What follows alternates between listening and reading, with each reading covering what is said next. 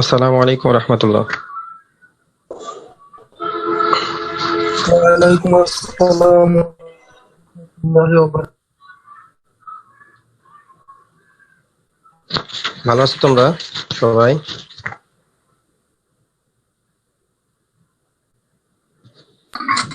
জি sir, আলহামদুলিল্লাহ। আপনি ভালো আছেন স্যার? আলহামদুলিল্লাহ ভালো আছি। বাকিটা জয়েন করতেছে 38। আচ্ছা, আমরা আজকে যেটা পড়াবো, আমরা তোমাদের ফ্লো চার্টটা শেষ করে ফেলেছি, ঠিক না? মানে ওই ফ্যাক্টরি প্র্যাকটিসিং ফ্লো চার্ট জি স্যার, প্রচার শেষ হয়েছিল। ফুল শেষ হয়েছে না? জি স্যার। ওকে, আজকে আমরা মূলত পাওয়ার ট্রান্সমিটিং এলিমেন্টস সম্পর্কে কিছু পড়বো। যেমন পাওয়ারের সোর্স আছে মোটর, এবং এই মোটরের পাওয়ারটাকে আমরা একটু শুরু করি। হ্যাঁ, বাকিরা জয়েন করতে থাক, কারণ অলরেডি 11:40 পার হয়ে গেছে। তোমাদের এর পরে ক্লাস আছে? এরপরে ক্লাস আছে? না স্যার, ক্লাস নেই স্যার। আচ্ছা, পার্টিসিপেন্টস তো কম কেন? হরটি শুধুমাত্র এখন এতক্ষণ পরে, নাকি এরকমই থাকে? স্যার এরকমই স্যার, 50-40 এরকম থাকে স্যার। আচ্ছা,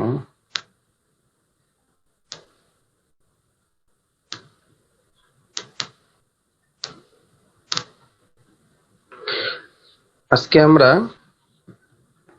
কিছু বিষয় আলোচনা করব। মূলত আমরা অনেকেই পরিচিত গিয়ার, বেল্ট, পুলি, এই বিষয়গুলো নিয়ে আলোচনা করব। দুইটা টপিক এখানে, একটা হচ্ছে পাওয়ারের সোর্স, পাওয়ার সোর্স বলি আমরা, ঠিক না? Source of power. একটু নোট ডাউন করো।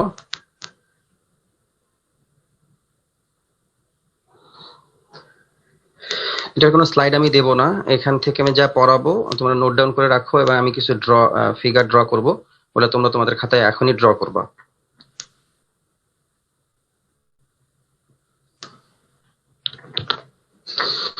পাওয়ারের সোর্স, পাওয়ারের উৎস, ঠিক না? আমাদের উইভিং মেশিন বলো বা যে কোনো ধরনের মেশিনের জন্য একটা পাওয়ার সোর্স লাগবে। পাওয়ারের সোর্স লাগবে। পাওয়ারের সোর্স অনেক কিছু হতে পারে, তার মধ্যে আমরা সবাই পরিচিত আছি, জেনারেটর হতে পারে, ঠিক না? পাওয়ারের জেনারেটর, একটু রেসপন্স করবা। জেনারেটর দেখছো? ছোট ছোট জেনারেটর যেগুলো বাসা বাড়িতে ইউজ করে অনেকে, বা কোনো অনুষ্ঠানে ইউজ করে, দেখছো না? জি স্যার, জি স্যার। পেট্রোলে দিয়ে আচ্ছা, চলে।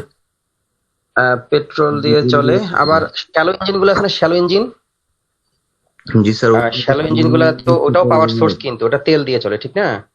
জি স্যার। ওটা তেল দিয়ে চলে শ্যালো ইঞ্জিন গুলা। এবং আমাদের খুব পরিচিত, আমরা যখন গরমের দিনে ওই যে আখের রস খাই, ঠিক না? আখের রসের যে যেটা দিয়ে পাওয়ার দেয়, সেটা মূলত দেখছো শ্যালো ইঞ্জিন, ওটাও পাওয়ারের সোর্স, ঠিক না? Source of power. আচ্ছা, এই পাওয়ারের সোর্স হিসেবে আমরা শ্যালো ইঞ্জিনের কথা বলতে পারি, জেনারেটরের কথা বলতে পারি, আর অল ওভার আমরা সবাই এখন পরিচিত মোটরের সাথে, ঠিক না?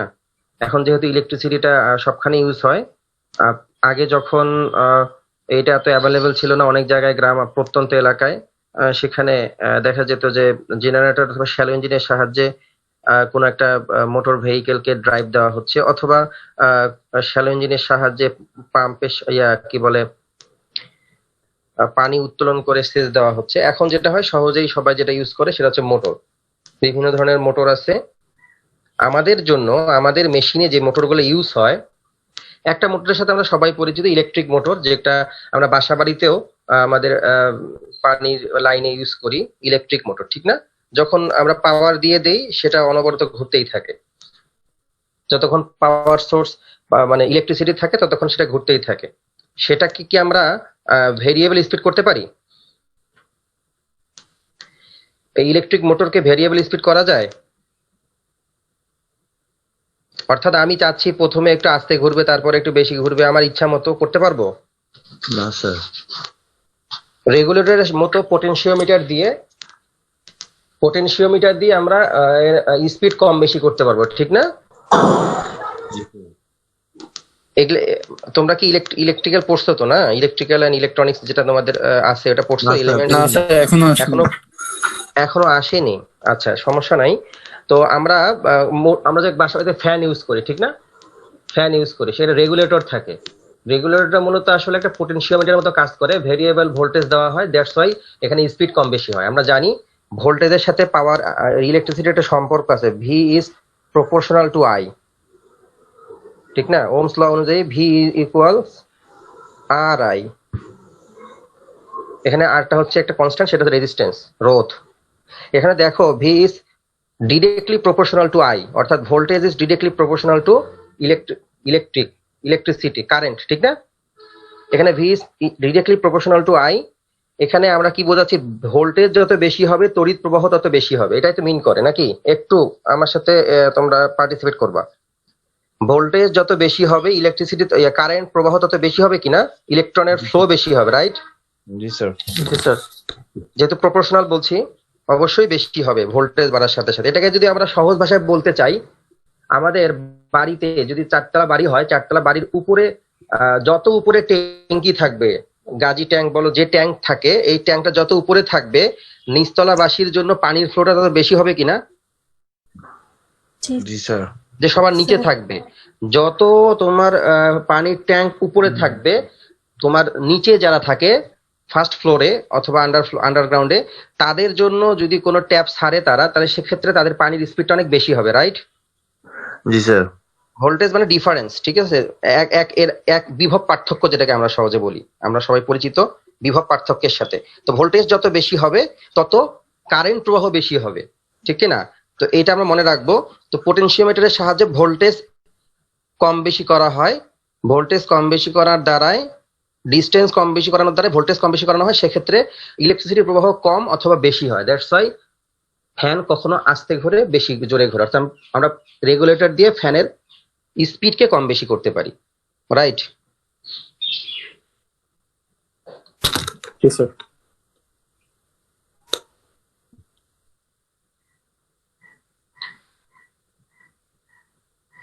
কারো কি কোনো ইয়া করতে হবে,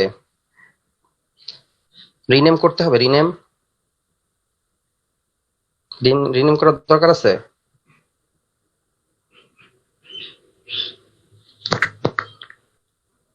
আচ্ছা, পাওয়ারের সোর্সের ব্যাপারে আমরা কথা বললাম যে voltage is directly proportional to I.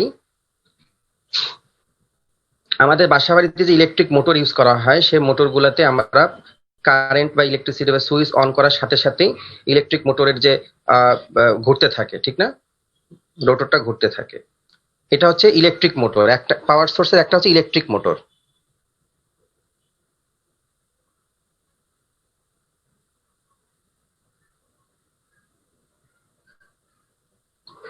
আর একটা জিনিস আমার লাগবে এখন বর্তমানে আমাদের মেশিনগুলোতে সবসময় ইউজ হচ্ছে, সবখানে ইউজ হচ্ছে, সেটা হচ্ছে সার্ভো মোটর। যেহেতু ইলেকট্রনিক্সের বা ইলেকট্রিক্যালের পড়াশোনা, এটা আমি শুধু তোমাদেরকে হিন্টস দেবো। সার্ভো মোটর তুমি চাইলে এখান থেকে, আমি এই মোটরটার ব্যবহারও শেখাবো আমার মেশিনের রেসপেক্টে। তো আরো যদি তুমি চাও যে এটা আসলে কি, সেক্ষেত্রে তুমি তোমার সেলফ স্টাডি করতে পারো সার্ভো মোটর।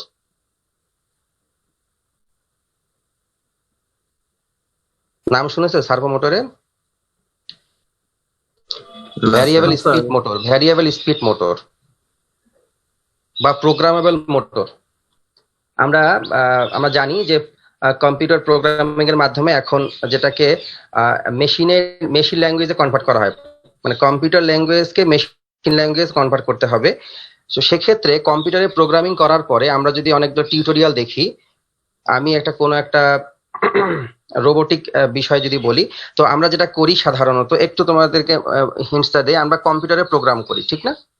কম্পিউটারে প্রোগ্রামিং, সি প্রোগ্রামিং বা C++ প্রোগ্রামিং করে আমরা এই প্রোগ্রামিংটা দিয়ে কোনো একটা মোটরকে আমরা ডিরেকশন দিতে চাই। আমার অ্যাকর্ডিং টু মাই রিকোয়ারমেন্ট আমি চাই যে একটা মোটর কাজ করবে কি, 1 মিনিট পর্যন্ত সে একটা নির্দিষ্ট ডিরেকশন বরাবর ঘুরবে, ক্লকওয়াইজ ঘুরবে 120 ডিগ্রি। একটা মোটর আমি যতক্ষণ চাবো ততক্ষণ ধরে 0 থেকে 120 ডিগ্রি পর্যন্ত সে ঘুরবে, আবার কিছুক্ষণ স্থির থাকবে, আবার কিছুক্ষণ পরে আবার আগের অবস্থায় ফিরে আসবে। এই ধরনের কোনো একটা ডিরেকশন আমি কোনো একটা মোটরের মাধ্যমে দিতে চাই, সার্ভো মোটর লাগবে। সেক্ষেত্রে আমি কম্পিউটারে প্রোগ্রামিং করলাম। প্রোগ্রামিং করার পরে ডিরেক্টলি তো আর কম্পিউটারের প্রোগ্রামিং এর যে প্রোগ্রামিং করা আছে সেটাকে তো আর মোটরের মধ্যে ইনপুট দিলে হবে না, হবে মাঝখানে একটা ইন্টারফেস লাগবে। যেমন আমরা অ্যাজ এ হিউম্যান বিইং আমাদের যদি কোথাও কোনো মশা কামড় দেয়, মনে করো আমাদের হাতে মশা পড়ছে, তো ত্বক হচ্ছে একটা সেন্সর। ত্বকের মাধ্যমে এই মশা আমাকে যখন কামড় দিবে এই সেন্সটা আমার হেডে যাবে, মাথায় যাবে, ঠিক না? মাথা তখন এখান থেকে সিদ্ধান্ত নিবে যে আসলে কি করা উচিত। তখন মাথা থেকে সিদ্ধান্ত যদি আসে এরকম যে বাম হাতে মশা পড়ছে, তো ডান হাতকে ডিরেকশন দিবে তুমি এখন মশাটাকে মারো অথবা চুলকাও, যে কোনো একটা ডিরেকশন দিবে, একটা ডিরেকশন দিবে। অ্যাকর্ডিং টু দ্য ডিরেকশন ডান হাতটা মশাকে মারবে অথবা চুলকাবে। তাহলে এখানে দেখা গেল যে বাম হাতের মধ্যে মশা পড়ছে, ত্বক হচ্ছে সবচেয়ে বড় সেন্সর, সেন্স করবে। সেন্স করার পর এই সেন্সটা কোথায় পাঠাবে? মাথায়, হেডে পাঠাবে, যেটাকে আমরা সিপিইউ বলতে পারি, সেন্ট্রাল প্রসেসিং ইউনিট। তো সেখান থেকে ডিরেকশন আসবে ডান হাতের উপরে যে তুমি এই মশাটাকে মারো অথবা চুলকাও। এই যে মাঝখানে মাথায় যাচ্ছে আমার যে কোনো একটা সেন্স, এই সেন্স মাথায় যাওয়ার পরে এখানে প্রসেসিং হচ্ছে, এখান থেকে ফাইনাল একটা সিদ্ধান্ত আসতেছে, ডিসিশন আসতেছে, সেটা অনুযায়ী ডান হাত মশাটাকে তাড়াচ্ছে বা মারতেছে অথবা চুলকাচ্ছে। এই যে হোল প্রসেসিংটা, এখন যত মডার্ন ইকুইপমেন্ট আছে, যত মডার্ন মেশিন আছে, প্রোগ্রামেবল মেশিন আছে, অটোমেশনের মাধ্যমে এই কাজটাই করা হয়েছে। অর্থাৎ আমার যে রিকোয়ারমেন্ট, আমি এটা কম্পিউটার প্রোগ্রামিং এর মাধ্যমে আমি কোন একটা ডিভাইসকে আমার রিকোয়ারমেন্ট অনুযায়ী মুভ করানোর চেষ্টা করব, মুভ করব। এখন সেক্ষেত্রে আমি computer programming A according to my requirement আমি কিভাবে কাজটা সম্পন্ন করব, সেটা করার জন্য কম্পিউটার প্রোগ্রামিং এ আমি কম্পিউটার প্রোগ্রামের মাধ্যমে কম্পিউটার প্রোগ্রামিং করে ফেললাম। এখন ডিরেক্টলি কম্পিউটার প্রোগ্রামিং তো আর মোটর বা যে ইকুইপমেন্টে সংযোগ দিলে হবে না, এটাকে মাঝখানে একটা ইন্টারফেস লাগবে। এটাকে বলা হয় হিউম্যান মেশিন ইন্টারফেস, HMI। এবং বাজারে অনেক ছোট ছোট HMI আছে, যেটাকে আমরা পিসিবিও বলি, প্রোগ্রামেবল কন্ট্রোল বোর্ড বা প্রোগ্রামেবল সার্কিট বোর্ড, পিসিবি বলা হয়। এই পিসিবি, সহজ কথায় পিসিবির একটা উদাহরণ দেই আমি তোমাদেরকে, সেটা হচ্ছে আরডুইনো। আমরা কম্পিউটার প্রোগ্রামিং এ যে প্রোগ্রাম করেছি সেটা আরডুইনোর মধ্যে লোড দেবো, একটা মাইক্রো কন্ট্রোলার আছে। এবং যে মোটর বা সার্ভো মোটরকে আমি ঘোরাতে চাই, বা আমি যে মোটর বা সার্ভো মোটরকে মুভ করাতে চাই, এটা কম্পিউটার। এখান থেকে প্রোগ্রামিং আমি একটা পিসিবি তে লোড দিলাম।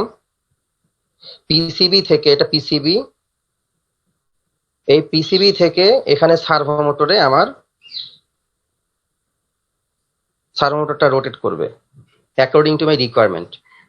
আমি প্রোগ্রামিং ল্যাঙ্গুয়েজের প্রোগ্রামের মাধ্যমে পিসিবিতে লোড দিয়ে দিয়েছি, আমি কি চাই, কতক্ষণ পরে কত ডিগ্রি ঘুরবে, কতক্ষণ পরে সেটা আগের অবস্থায় ফিরে আসবে, এই বিষয়গুলো আমি প্রোগ্রামিং এর মাধ্যমে পিসিবিতে মাইক্রো কন্ট্রোলারে লোড দিয়ে দিয়েছি। মাইক্রো কন্ট্রোলার তখন according to my requirement, programming এর মাধ্যমে যেহেতু আমি আমার রিকোয়ারমেন্টকে ডিসক্রাইব করেছি, তখন পিসিবি থেকে, অবশ্যই পাওয়ার সোর্স লাগবে, পিসিবি থেকে এই মোটরকে সেই ডিরেকশন অনুযায়ী মুভ করাবে, রোটেট করাবে।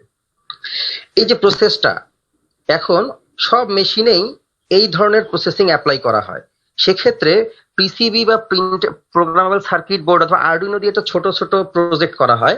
বড়গুলাতে যেগুলো থাকে, বড় বড় মেশিন, সেখানে পিএলসি থাকে, প্রোগ্রামেবল লজিক কন্ট্রোলার, সেখানে পিএলসি থাকে। পিসিবিতে আমরা কোনো একটা ছোট মিনি টাইপ বা প্রোটোটাইপ প্রজেক্ট করতে পারি, বা অনেক বড় বড় অনেক ভারী ভারী ম্যাটেরিয়াল তো আর এই পিসিবির মাধ্যমে কন্ট্রোল করতে পারবো না।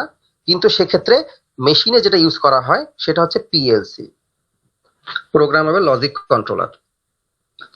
এই পিএলসির মধ্যেও প্রোগ্রাম করে দেওয়া হয় এবং সেটার মাধ্যমে বড় বড় ইকুইপমেন্ট, রোটর, শ্যাফট, এগুলাকে রোটেট করানো হয়। এখন বর্তমানে মডার্ন ইকুইপমেন্ট গুলাতে এই বিষয়গুলো ইউজ করে। এখন দেখো, আমি কিন্তু এই পিসিবির সাথে, আমি যেহেতু এখানে প্রোগ্রামেবল সার্ভো মোটর ইউজ করতেছি, পিসিবি যেহেতু প্রোগ্রামেবল কন্ট্রোল বোর্ড বা সার্কিট বোর্ড, এটা অবশ্যই কম্পিউটার প্রোগ্রামিং এর মাধ্যমে এখানে আমরা আমার রিকোয়ারমেন্টটাকে প্রোগ্রামিং ল্যাঙ্গুয়েজে কনভার্ট করব। রিকোয়ারমেন্টটাকে প্রোগ্রামিং ল্যাঙ্গুয়েজে কনভার্ট করার পরে সেটা আমরা পিসিবিতে যখন ইনপুট দিয়ে দেব, লোড দিয়ে দেব, তখন এই পিসিবি, যেটা হিউম্যান মেশিন ইন্টারফেস, এই ইন্টারফেসটা এই কম্পিউটার ল্যাঙ্গুয়েজ বা প্রোগ্রামিং ল্যাঙ্গুয়েজকে মেশিন ল্যাঙ্গুয়েজে কনভার্ট করবে এবং সেই মেশিন ল্যাঙ্গুয়েজকে কনভার্ট করার জন্য এই প্রোগ্রামেবল সার্ভো মোটরে এনকোডার ডিকোডার বলে এগুলো আছে। অর্থাৎ ওই কম্পিউটার ল্যাঙ্গুয়েজ বা প্রোগ্রামিং ল্যাঙ্গুয়েজকে সেটা পিসিবি যেটা সেটা কি করবে, মেশিন ল্যাঙ্গুয়েজে কনভার্ট করবে এবং মেশিনকে ডিরেকশন দেবে। আমি আগে একটা উদাহরণ দিয়েছিলাম যে মানুষের শরীরের মধ্যে যখন কোনো একটা সেন্স হয়ে মাথায় যায়, মাথা থেকে ডিরেকশন আসে, সেটা ন্যানো সেকেন্ডে হতে পারে। সেটা আমরা তো মনে করতেছি কামড় দিচ্ছে ডিরেক্টলি হাতে মারতেছি, বাট না, মাথা থেকে ডিরেকশন আসতেছে। এখন যদি কারো হাত প্যারালাইজ হয়ে গেছে, মানে সেখানে কোনো সেন্স নাই, সে সেন্স করতে পারতেছে না, সেই প্যারালাইজড হাতের মধ্যে যদি মশা পড়ে কেউ কামড় দেয়, আমার কোনো বোধ থাকবে না, কারো কোনো বোধ থাকে না বা সেন্স থাকে না। কেন? ওখান থেকে সেন্স যেটা ত্বকটা কাজ করতেছে না অথবা কোনো অর্গানটা কাজ না করার কারণে আমার মাথা পর্যন্ত ওই সেন্স আসতেছে না। দ্যাটস ওয়াই আমি আমার মাথা কোনো ডিরেকশন দিচ্ছে না যে তুমি ওই হাতের মধ্যে কোনো একটা কিছু পড়ছে, তুমি ওটাকে সরাও। তো অনুরূপ ভাবে এই যে মানুষের শরীরের মধ্যে যে বিষয়টা ঘটে, এইটাকেই মেশিনে নিয়ে আসা হয়েছে অ্যাকর্ডিং টু এনি রিকোয়ারমেন্টস। আমি যে রকম ভাবে চাই সেরকম ভাবে প্রোগ্রামিং ল্যাঙ্গুয়েজের মাধ্যমে, সেটা যদি ছোট মেশিন হয় সেটা আরডুইনো হতে পারে, এফপিজিএ হতে পারে, অনেক ধরনের রাসবেরি পাই হতে পারে, বিভিন্ন ধরনের হিউম্যান মেশিন ইন্টারফেস আছে যারা প্রোগ্রামিং ল্যাঙ্গুয়েজটাকে রিড করে মেশিন ল্যাঙ্গুয়েজে কনভার্ট করবে এবং অ্যাকর্ডিং টু মাই রিকোয়ারমেন্ট। আমরা জানি প্রোগ্রামিং ল্যাঙ্গুয়েজ যারা প্রোগ্রামার বা কোডার, তারা যে কাজটা করে প্রথমে ফ্লো চার্ট বানায় এবং এলগরিদম করে, ঠিক না? ফ্লো চার্ট বা ফ্লো চার্টও করে, এলগরিদমও করে। ফ্লো চার্ট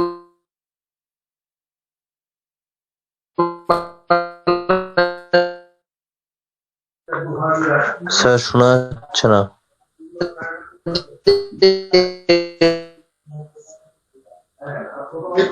স্যার শোনা যাচ্ছে না, স্যার কথা স্যার কেটে আসছে স্যার।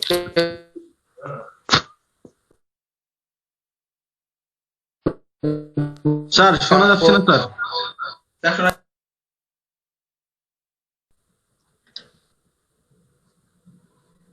আচ্ছা, আমরা কোন আলোচনায় গিয়েছিলাম? একটা হচ্ছে যে পিসিবি, আমি যেটা সহজ কথায় বলতে চাচ্ছিলাম, সার্ভো মোটরের কথা আসতে গিয়ে আমি বললাম কিন্তু প্রোগ্রামেবল সার্ভো মোটর, অর্থাৎ প্রোগ্রাম করে সার্ভো মোটরকে ইচ্ছা মতো রোটেট করানো যায়। মূল কথা এটা, প্রোগ্রামিং ল্যাঙ্গুয়েজের মাধ্যমে সার্ভো মোটরকে, যে মোটরটার কথা বলতেছি পাওয়ার সোর্স হিসেবে, সেটাকে ইচ্ছা মতো রোটেট করানো যায়। এটা কি বুঝছো? একটু রেসপন্স করো। হ্যাঁ, জি স্যার। আচ্ছা, আমি দুইটা মোটরের কথা বলেছি। একটা হচ্ছে ইলেকট্রিক মোটর, যেটা আমরা বাসা বাড়িতে ইউজ করি, আর একটা হচ্ছে servo motor, programmable servo motor. যে সার্ভো মোটর প্রোগ্রামের মাধ্যমে, যে মোটরটাকে প্রোগ্রামের মাধ্যমে রোটেট করানো যায় ইচ্ছা মতো, সেটা হতে পারে ফুল রোটেট 0 থেকে 360 ডিগ্রি, অথবা 0 থেকে 180 ডিগ্রি, 0 থেকে 10 ডিগ্রি, আবার রোটেট 0 থেকে 10 আসার পরে আবার 10 থেকে 0-তে চলে আসবে। টাইম যদি আমি ঠিক করে দেই, ফিক্সড করে দেই যে 0 থেকে 10 যাবে 10 সেকেন্ডে এবং 10 থেকে 0-তে আসবে 5 সেকেন্ডে, তো আমার এই টাইম ফিক্সড করে দেওয়াটাও সে ডিরেকশনটা ফলো করবে। অর্থাৎ 0 থেকে 10 ডিগ্রিতে যাবে 10 সেকেন্ডে, 10 থেকে আবার 0 ডিগ্রিতে ফিরে আসবে 5 সেকেন্ডে। এটা পসিবল। স্যার সার্ভো মোটরের পাওয়ারটা স্যার কি ইলেকট্রিক্যাল নাকি মানে? হ্যাঁ, ইলেকট্রিক্যাল। তুমি ওটা তিনটা জিনিস থাকে, মানে তিনটা ইয়া থাকে, কি বলে ওটাকে, তার থাকে। তো এটাও ইলেকট্রিক্যাল, অবশ্যই ইলেকট্রিক্যাল। পাওয়ার সোর্স তো electricity, power source obviously electricity, কিন্তু এখানে এক্সট্রা একটা তার থাকে বা ওয়্যার থাকে, যেটার মাধ্যমে আমরা কোডিংটাকে সে রিড করতে পারে। এনকোডার ডিকোডার আছে ওখানে। তো আমরা আরেকটু ডিটেলস জানতে চাইলে আরেকটু পড়তে পারি আমরা, বাট আমার এখানে পাওয়ার সোর্সের কথা আসতে গিয়ে আমি বলেছি একটা হচ্ছে ইলেকট্রিক মোটর, একটা হচ্ছে সার্ভো মোটর, এটাকে আমরা বলছি প্রোগ্রামেবল সার্ভো মোটর, আর একটা আমরা বলবো স্টিপার মোটর।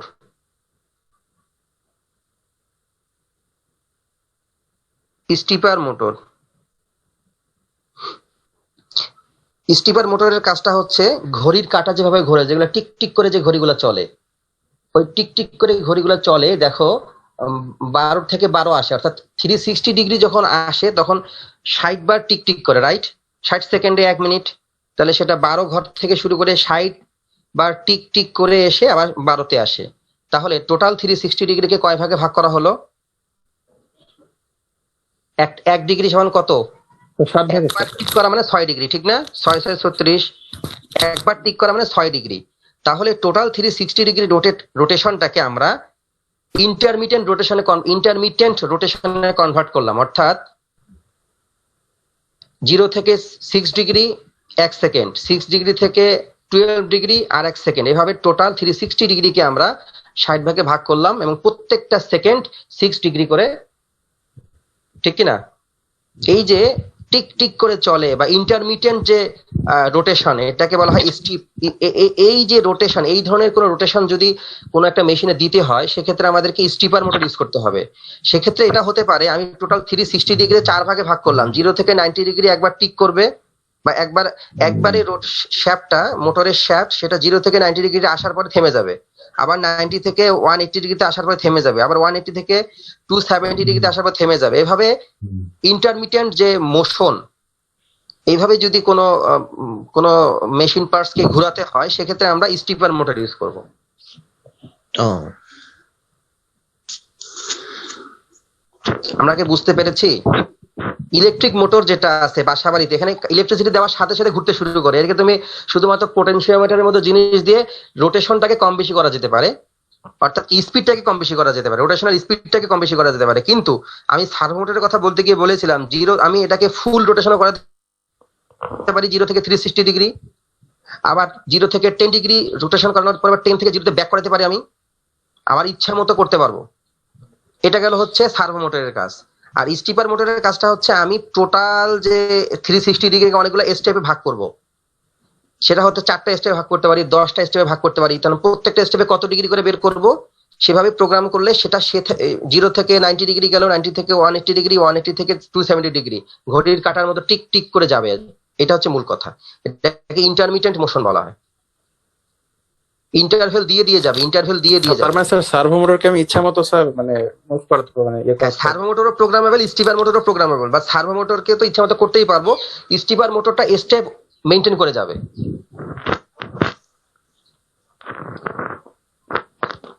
আমরা কি এই 3টা জিনিস বুঝতে পেরেছি? ইলেকট্রিক মোটর যেটা আমরা বাসা বাড়িতে সবাই পরিচিত এই মোটরের সাথে, সার্ভো মোটর সেটা প্রোগ্রামেবল সার্ভো মোটর, আর স্টিপার মোটরটাও প্রোগ্রামেবল স্টিপার মোটর। আচ্ছা, this is the power source. আমার মেশিনে এই 3টাই লাগে অনেক ক্ষেত্রে, তবে মডার্ন যে মেশিনগুলো আছে সেই মেশিনগুলোতে ম্যাক্সিমাম ক্ষেত্রে যদি পাওয়ার সোর্স হিসেবে ইলেকট্রিক মোটরের পরিবর্তে সার্ভো মোটরটা ইউজ করা হয়, যেহেতু এটাকে ইচ্ছা মতো কম বেশি করা যায়, মানে আমরা প্রোগ্রামের সাথে সহজেই করতে পারি। আচ্ছা, তাহলে আমরা পাওয়ার সোর্স ব্যাপারটা বুঝতে পারছি। পাওয়ারের সোর্স যেখান থেকে পাওয়ার আসবে, আমাদের মূল সোর্স তো ইলেকট্রিসিটি দেবো, ঠিক আছে, কিন্তু রোটেশন মোশন যদি পেতে চাই, ডিরেক্টলি ইলেকট্রিসিটি দিলাম একটা মোটরে, সেটা ঘুরতে থাকবে, রোটেশনাল মোশন দিবে। এই রোটেশনাল মোশন দিয়ে আমি বিভিন্ন শ্যাফটকে, বিভিন্ন মেশিন পার্টসকে ঘুরাবো, ঠিক কিনা? এখন যেটা হচ্ছে, এটা পাওয়ার সোর্স গেল, এখন আমরা পাওয়ার ট্রান্সফার করবো।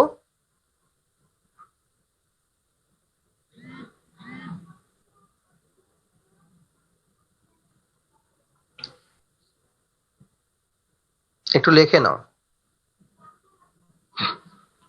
পাওয়ার ট্রান্সমিটিং এলিমেন্টস, অর্থাৎ পাওয়ারের সোর্স যদি মোটর হয়, মোটর শ্যাফটে ঘুরতে থাকে, মোটরে যে শ্যাফট থাকে সেটা ঘুরতে থাকে। এই রোটেশনাল মোশনটাকে মোটরের স্থান থেকে, যে স্থানে মোটরটা আছে সেখান থেকে মেশিনের বিভিন্ন পার্টসে নিয়ে যেতে হবে, রাইট? এই রোটেশনাল মোশনটাকে মেশিনের বিভিন্ন অংশের মধ্যে নিয়ে যেতে হবে আমার রিকোয়ারমেন্টকে ফুলফিল করার জন্য। সেক্ষেত্রে বিভিন্ন এলিমেন্ট লাগবে, সেগুলোকে বলা হয় পাওয়ার ট্রান্সমিটিং এলিমেন্ট। অর্থাৎ পাওয়ারটাকে বিভিন্ন জায়গায় নিয়ে যাওয়ার জন্য, স্থানান্তরিত করার জন্য বিভিন্ন এলিমেন্ট ইউজ করা হয়। তার কিছু আমি লিস্ট লিখতেছি, তোমরা একটু নোট ডাউন করো। পাওয়ার ট্রান্সমিটিং এলিমেন্ট, এটা টাইটেলটা এটা দাও, দেওয়ার পরে এর এলিমেন্ট গুলো কি কি হতে পারে। 1 নম্বরে হচ্ছে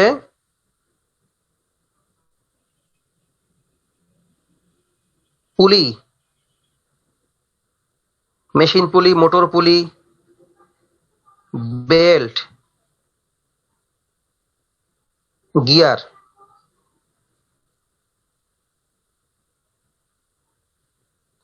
শ্যাফট, লিভার।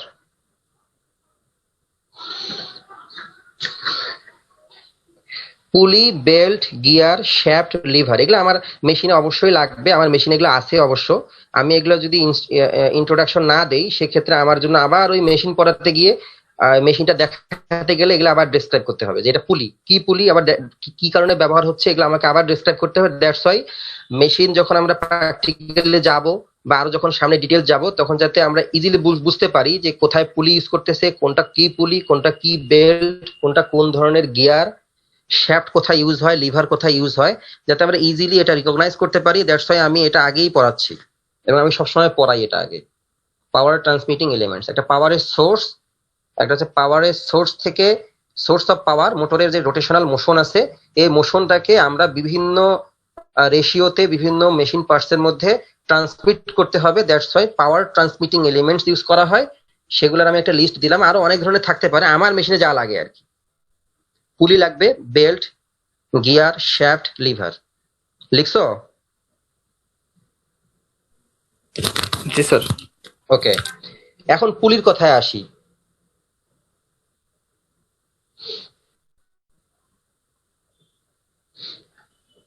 মোটরের যে শ্যাফট আছে, মোটরের শ্যাফটের সাথে একটা পুলি লাগানো থাকে যেটাকে মোটর পুলি বলা হয়। এটা যদি মোটর হয়, এটা মোটরের শ্যাফট, এটার সাথে যদি পুলি লাগানো থাকে, পুলির সাথে অবশ্যই বেল্ট লাগানো থাকবে।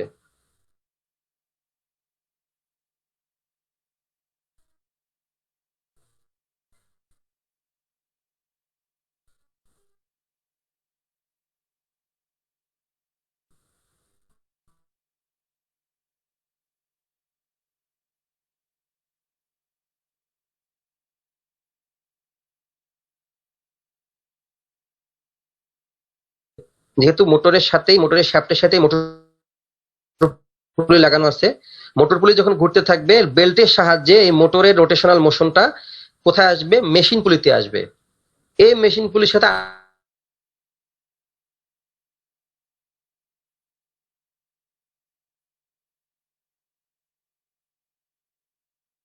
আরেকটা শ্যাফট লাগানো আছে, আমরা মোটর থেকে শুরু করে মেশিনে ইউজ করলাম। দ্যাটস ওয়াই আমরা বলতেছি পাওয়ার ট্রান্সমিটিং এলিমেন্টস হিসেবে প্রথমে বলেছি পুলি, তারপর বেল্ট বলেছি। এখন পুলি কত, অনেক অনেক প্রকারের পুলি আছে। আমার মেশিনে যেগুলো থাকে তার মধ্যে বলি, একটা হচ্ছে ফ্ল্যাট পুলি।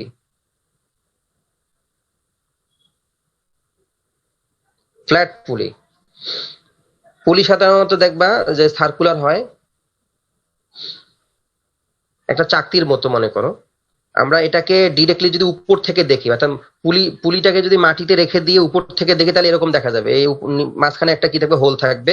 দিস ইজ পুলি, ফ্ল্যাট পুলি। আমরা যারা রাইস হাস্কিং মেশিন দেখেছি, ধান ভানার মেশিন দেখছো? আগে যে ধান ভানার মেশিন গুলো গ্রামে থাকতো বা মফস্বল শহরেও পাওয়া যায় ধান ভানার মেশিন, যারা দেখছো, অনেকেই দেখে থাকার কথা, সবাই তো আর ঢাকা শহরের না। কেউ দেখছো? অনেক লম্বা একটা বেল্টের সাহায্যে মোটর থেকে অথবা শ্যালো ইঞ্জিন থেকে বলছে পুলির সাহায্যে, বেল্টের সাহায্যে হফারের কাছে নিয়ে যায়, দেখছো? এরকম একটা হফার থাকে, এই হফারের মধ্যে ধানটা দিয়ে দেওয়া হয়, এখানে ধানটা ভানার পরে এই দিক দিয়ে ধানটা, চালটা বের হয়। তো সেক্ষেত্রে যেটা করা হয়, মোটরের যে সোর্স আছে, পাওয়ার সোর্স, সেখান থেকে একটা পাওয়ারের সাথে বা মোটরের সাথে পুলি লাগানো থাকে, মোটর পুলি বলা হচ্ছে।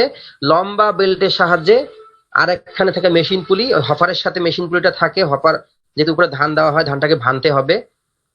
দেখছো কেউ? একটু আমার সাথে শেয়ার করো।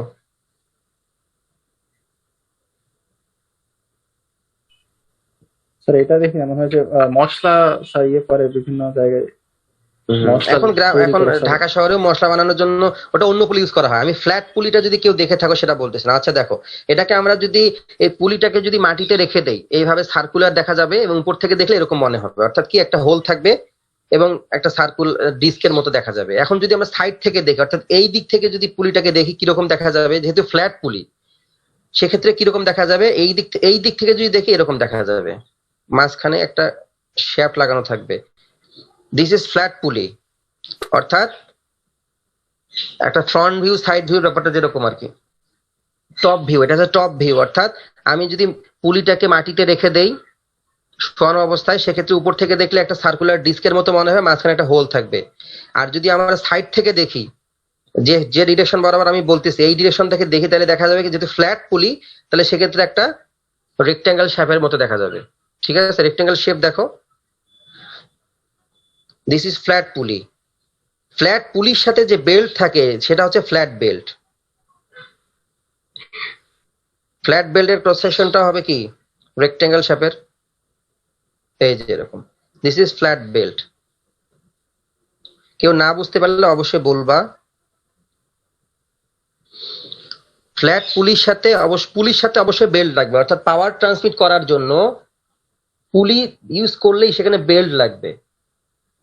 পুলি একাই স্বতন্ত্রভাবে কোনো পাওয়ার ট্রান্সমিট করতে পারবে না, বেল্টও স্বতন্ত্রভাবে পাওয়ার ট্রান্সমিট করতে পারবে না, অর্থাৎ একে অপরের পরিপূরক। যেখানেই পুলি সেখানেই বেল্ট লাগবে, অর্থাৎ ফ্ল্যাট পুলির সাথে ইউজ হবে ফ্ল্যাট বেল্ট। 2 নম্বরে যে পুলিটা আমরা কথা বলবো সেটা হচ্ছে কি ভি পুলি। ভি পুলির সাথে যে বেল্ট ইউজ হবে সেটা ভি বেল্ট। ভি পুলিটা দেখতে কেমন? আমরা যারা গ্রামে থাকি সেখানে যে শ্যালো ইঞ্জিন দিয়ে যে মেশিন গুলো চলে বা এই যে ভেহিকেল গুলো চলে, অনেক জায়গায় নসিমন বলে, করিমন বলে, বিভিন্ন নাম বলে আর কি, শ্যালো ইঞ্জিন দিয়ে যেটা করে আর কি, এই ধরনের পুলি থাকে। এটা যদি আমরা সাইড থেকে মানে ডিরেক্টলি শোয়াই দেখি, মনে করো যেভাবে আগেরটা দেখাইছিলাম এই যে এইরকম, এটাও কিন্তু দেখা যাবে কিরকম সার্কুলার দেখা যাবে ডিস্কের মতো, বাট এখানে যেহেতু একটা ইনগ্রাফট পোর্শন আছে, দেখো সাইড থেকে দেখলে according to the ED engineering drawing এ আমরা যখন যে পোর্শনটা দেখা যায় না সেটাকে আমরা ডট ডট দিয়ে দেখাই, ঠিক না? যেহেতু মাটিতে শোয়া রেখে যদি দেখি উপর থেকে, সেক্ষেত্রে আমরা কিন্তু খাসটা দেখতে পারবো না। এই যে খাসটা, এই খাসটাকে আমরা কিন্তু এই দিক থেকে দেখলে দেখতে পারবো না। দেখতে পারবো? সার্কুলার ডিস্কেই মনে হবে। কিন্তু আমরা ইঞ্জিনিয়ারিং ড্রয়িং যখন করেছি তখন দেখেছি যে অংশটা দেখা যায় না সেটাকে বোঝানোর জন্য ডট ডট দিতে হয়। এই যে আমি ডট ডট দিয়েছি। আগেরটাতে কিন্তু ফ্ল্যাট পুলিতে আমরা দেইনি ওরকম করে। বুঝতে পারছো? এই যে ভি শেপের, যেহেতু খাসটা ভি শেপের, এই জন্য এটাকে ভি পুলি বলা হচ্ছে। এবং সেখানে যে বেল্টটা ইউজ হবে সেই বেল্টটা হবে কি ভি বেল্ট। দেখো ওই বেল্টের ক্রস সেকশনটা কিন্তু ভির মতো।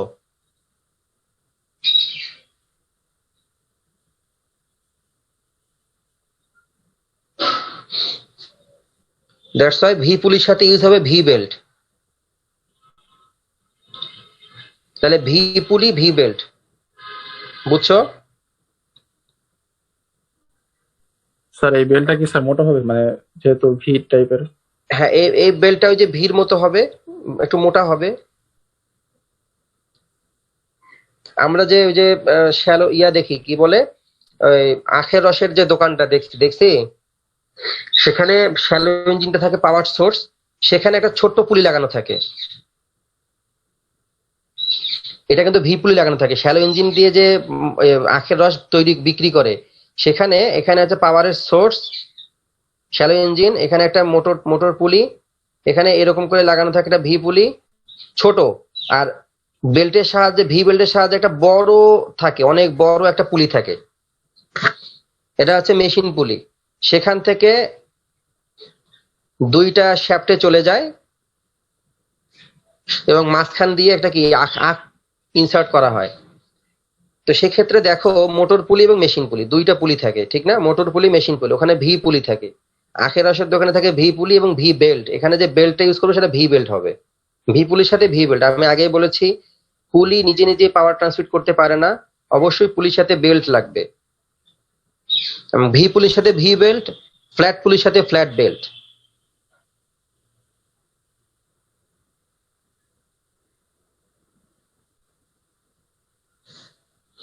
রাউন্ড পুলি,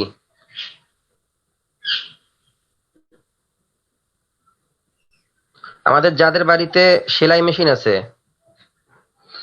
সেটা প্যাডেল চালিত হোক, পা দিয়ে হোক, অথবা ইলেকট্রিক মোটর দিয়ে হোক, ইলেকট্রিক মোটর দিয়ে হলে সেখানে যেটা থাকে টাইমিং বেল্ট থাকে, ওটা আলাদা একটা বিষয়। যদি আমরা যারা পা দিয়ে চালাই সেখানে রাউন্ড পুলি থাকে, ওটা দেখতে এরকম, মাঝখানে একটা কি থাকে হোল থাকে, যেহেতু ওখানে খাস কাটা থাকে, দেখতে কেমন এইরকম। যে পুলিটা থাকে সেই পুলিটা বেল্টটা সেই বেল্টটা রাউন্ড হয়। দিস ইজ রাউন্ড পুলি, রাউন্ড বেল্ট। এখন যদি সাইড থেকে দেখি তাহলে এখানে সার্কুলার দেখাবে, কিন্তু সেখানে কি হবে না, খাস কাটা দেখানো যাবে না, মানে খাসটা দেখা যাবে না, সেজন্য আমরা ডট ডট দিয়ে দেখাবো। এখানে রাউন্ড পোর্শন যেহেতু অর্ধবৃত্তাকার, সেজন্য এটাকে আমরা রাউন্ড পুলি বলতেছি, এবং সেখানের সাথে যে বেল্ট ইউজ হয় এটাকে রাউন্ড বেল্ট বলা হয়। ক্রস সেকশনটা হয় রাউন্ড বেল্টের, ক্রস সেকশনটা হয় কি রাউন্ড, সার্কুলার। তাহলে একটা হচ্ছে ফ্ল্যাট পুলি, একটা ভি পুলি, রাউন্ড পুলি। ফ্ল্যাট পুলির সাথে যে বেল্ট ইউজ হয় সেটাকে ফ্ল্যাট বেল্ট বলতেছি, অবশ্যই ফ্ল্যাট পুলির সাথে ফ্ল্যাট বেল্টে ইউজ হবে। ফ্ল্যাট পুলির সাথে কখনো ভি বেল্ট ইউজ হবে না, ভি পুলির সাথে ভি বেল্টে ইউজ হবে, রাউন্ড পুলির সাথে রাউন্ড বেল্টে ইউজ হবে। কারো কোনো কোশ্চেন আছে এখানে পুলি সম্পর্কে? স্যার এই তিনটা পুলির স্যার মানে পার্থক্য আছে, মানে পার্থক্য আছে কোনো, মানে এনার্জি লং ডিস্টেন্সে পাওয়ার ট্রান্সমিট করার জন্য আমরা ভি পুলি, ফ্ল্যাট পুলি ইউজ করি লং ডিস্টেন্সে পাওয়ার ট্রান্সমিট করার জন্য। আমি ওই জন্য বললাম রাইস হাস্কিং মেশিন যারা আগে শ্যালো ইঞ্জিন দিয়ে চালাইতো, সেক্ষেত্রে আমরা দেখতে পাবো, যারা দেখছি তারা যদি একটু রিকগনাইজ করো, রিমাইন্ড করো যে আমি দেখছি কিনা ছোটবেলায় বা গিয়ে, দেখবা যে সেখানে যে পাওয়ার সোর্স থেকে হফার পর্যন্ত যেখানে আমরা ধান দেই, দিয়ে ধানটা ভানি, সেক্ষেত্রে এই দূরত্বটা অনেক লম্বা থাকে। লং ডিস্টেন্সে পাওয়ার ট্রান্সমিট করার জন্য ফ্ল্যাট পুল ইউজ করা হয়, আর শর্ট ডিস্টেন্সে পাওয়ার ট্রান্সমিট করার জন্য ভি পুল ইউজ করা হয়। আমরা নসিমন করিমনের কথা বলতেছি, শ্যালো ইঞ্জিন দিয়ে যে পণ্য পরিবহন করার জন্য, গরু বাছুর পরিবহন করার জন্য এক ঘাট থেকে আরেক ঘাটে, এক এলাকা থেকে আরেক এলাকায়, সেক্ষেত্রে যে শ্যালো ইঞ্জিন চালিত যে ভুটভুটি যেটাকে অনেক ক্ষেত্রে বলে, অনেক নামে অনেকেই বলে এক এক এলাকায়, সেখানে দেখবো যে আমরা ভি পুল ইউজ করি, ফ্ল্যাট পুল ইউজ করেনি, ভি পুল ইউজ করেছে। এবং ওই যে আখের রসের দোকান, সেখানেও ভি পুলি ইউজ করা হয়েছে। শর্ট ডিস্টেন্স যে, অর্থাৎ মোটর পুলি থেকে মেশিন পুলি, মোটরের সোর্স, পাওয়ার সোর্স থেকে মেশিন যদি অনেক কম ডিস্টেন্স হয়, সেক্ষেত্রে আমরা ইউজ করি ভি পুলি। এবং আমরা যখন মেশিনে যাব, আমাদের মেশিন গুলাতে ম্যাক্সিমামে দেখবো আমরা ভি পুলি ইউজ করেছি। শর্ট ডিস্টেন্স, দ্যাটস ওয়াই আমরা ভি পুলি ইউজ করতেছি। যদি একটু লম্বা ডিস্টেন্স হয়, সেক্ষেত্রে আমরা দেখবো যে ফ্ল্যাট পুলি ইউজ করা হয়েছে। আমরা কি পুলিগুলাকে বুঝতে পারতেছি? আমি তো এখানে ব্যাপারগুলোকে বলতেছি, পুলিগুলাকে বুঝতে পারতেছি কোনটা কি পুলি। যেটা আমি অনেক কথাই বলেছি, সেটা হচ্ছে আখের রসের দোকান, আবার রাইস হাস্কিং মেশিন, ধান ভানার মেশিনের কথা বলতেছি, আবার বিভিন্ন ধরনের ভেহিকেলের কথা বলতেছি, যেগুলো আসলে শ্যালো ইঞ্জিন দিয়ে বেলটা ইউজ করা থাকে, ওইটাতে একটা টুইস্ট দেয়া থাকে, আর এইগুলাতে আর অন্যান্য পুলিতে টুইস্ট করা থাকে না, মানে আপনার বেল্টে কোনো প্যাচ দেয়া থাকে না। তো ওইটার প্যাচ বলতে কোন প্যাচ? এটা কি তুমি কি প্যাচের কথা বলতেছো? আচ্ছা, ওইখানে হচ্ছে একটা পাক দেয়া থাকে, মানে সোজা হচ্ছে থাকে না, একদম একটা পাক দেখছি স্যার, আমি ধান বানানোর মেশিন দেখছি, তো ওইখানে ওই বেল্টে একটা হচ্ছে পাক দেয়া থাকে। এইরকম? জি স্যার, জি sir. Crossing belt, cross belt. জি স্যার, জি স্যার। এখানে একটা বিষয় আছে, এটা তো আসলে বিভিন্ন ধরনের ওয়ার্কশপে বানানো হয়। সেখানে যেটা হয়, এখানে যদি এইটা এই যে ডিরেকশনে ঘুরতেছে, দেখো তো এটা যে ডিরেকশনে ঘুরতেছে, এটা কি তার উল্টা ডিরেকশনে ঘুরবে কিনা? জি স্যার। আর যদি তুমি ডিরেক্টলি কোনো ক্রসিং না দাও, সেক্ষেত্রে একই রকম ঘুরবে স্যার। ওইটা যে ডিরেকশন, এটা সেই ডিরেকশনে ঘুরবে। এখন সেটা তারা যা তৈরি করছে, সেক্ষেত্রে হয়তো এটা আসলে আমি তোমাকে এলিমেন্টস পড়াচ্ছি, ঠিক না? তুমি তোমার যেটা দরকার, রিকোয়ারমেন্ট, সেটাকে তুমি সেভাবে ইউজ করবা। তুমি যেটা দেখছো সেটাকে হয়তো তারা এইভাবে দরকার আছে, যেহেতু তারা ভিতরে তো একটা থাকে, ঠিক না, মেশিন পার্টস আছে, যেটার মাধ্যমে দুইটা ধানটাকে ঘর্ষণ করা, উপরে সোল কাটা তুলে ফেলা হয়, ঠিক না?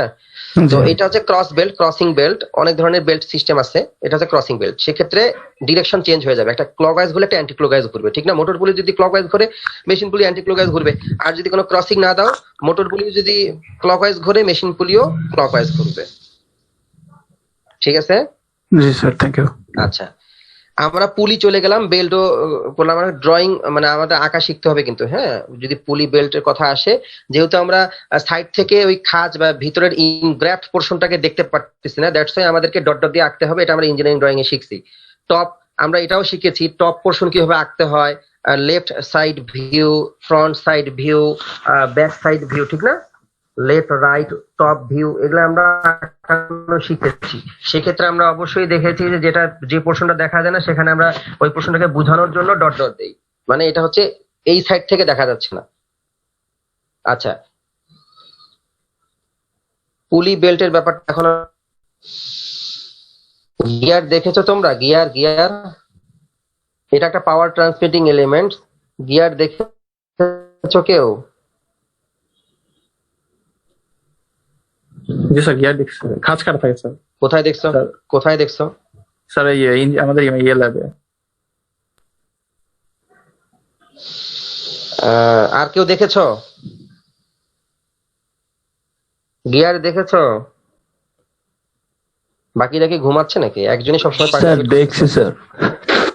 কোথায় দেখছো? স্যার আমাদের ওই যে ইয়ানের স্যার প্রোগ্রাম হয়েছিল, আমরা যেখানে ছবি তুলছি স্যার, ওইটার পিছনে ওইটা নাকি কি? আচ্ছা, আমরা কি আমাদের বুটেক্স এর লোগো দেখেছি? মানে কি বলেন স্যার, বুটেক্স এর লোগো দেখবো না? জি স্যার দেখছি স্যার। লোগোটা তো একটা গিয়ার। জি স্যার। স্যার খেলনা গাড়িটারি থেকে শুরু করে স্যার সবগুলোতে তো গিয়ার থাকে স্যার। এতক্ষণ তুমি কই ছিলা? না স্যার, ভাবছিলাম অন্যরা বলতেছে জন্য স্যার আর বলি নাই। গুড। আমরা যে বুটেক্স এর লোগো দেখি সেই লোগোর মধ্যে কিন্তু গিয়ার আছে, মানে লোগোর যে সাইডটা, হ্যাঁ,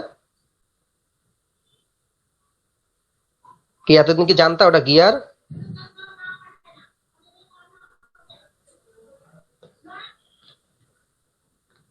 তাহলে আমরা বুটেক্স এর যদি ফুল লোগোটা আঁকি, এটা যদি আমি আসলে হোয়াইট বোর্ড বলতে আমাদের ফেস টু ফেস ক্লাসে হোয়াইট বোর্ডে আঁকতাম ভালো হতো, এখানে তো আসলে স্ক্রিন হোয়াইট বোর্ড তো।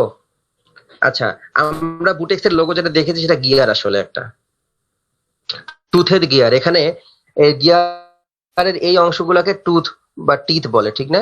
নাম্বার অফ টিথ, কতগুলা টিথ আছে। তাহলে আমরা বুটেক্স এর লোগোটা আসলে গিয়ার। এখানে আরো কিছু নলেজ ইজ পাওয়ার, এগুলা অনেক কিছু লেখা আছে, ওটা ভিন্ন বিষয়, এগুলা গিয়ারের অংশ না। বাট এই যে ফুল হোল সারফেস অনুযায়ী যে এই অংশগুলো আছে, এই পুরাটা একটা গিয়ার, ঠিক আছে? তাহলে গিয়ার হচ্ছে একটা পাওয়ার ট্রান্সমিটিং এলিমেন্টস।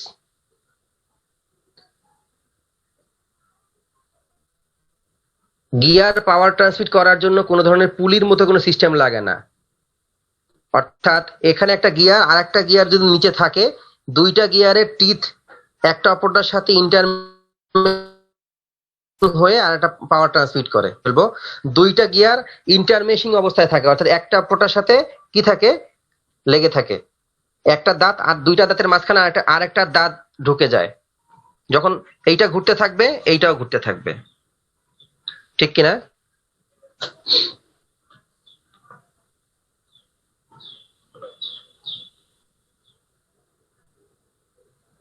তাহলে বুটেক্স এর যে আমাদের লোগো আছে, এখানে আমরা গিয়ার দেখেছি। গিয়ার অনেক ধরনের আছে, তার মধ্যে একটা হচ্ছে এসপার গিয়ার।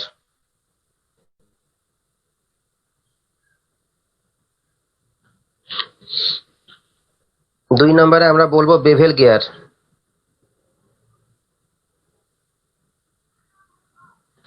তিন নম্বরে আমরা বলবো ওম গিয়ার।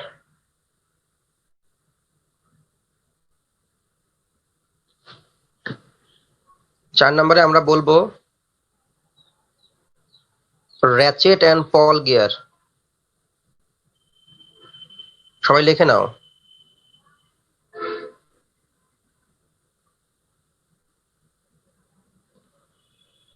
পাঁচ নম্বরে আমরা যে গিয়ারটা নিয়ে আলোচনা করছি সেটা হচ্ছে র্যাক অ্যান্ড পিনিয়ন গিয়ার।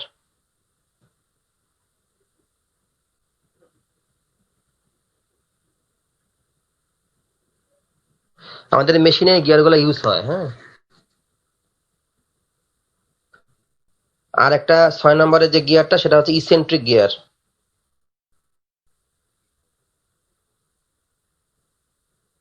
নিবিড় ইজ স্টার্টিং রেকর্ড, এতক্ষণ পরে রেকর্ড, মানে ক্লাস যখন আর একটা লাস্ট মোমেন্টে তখন সে রেকর্ড শুরু করলে হবে, আগে করতে হইতো।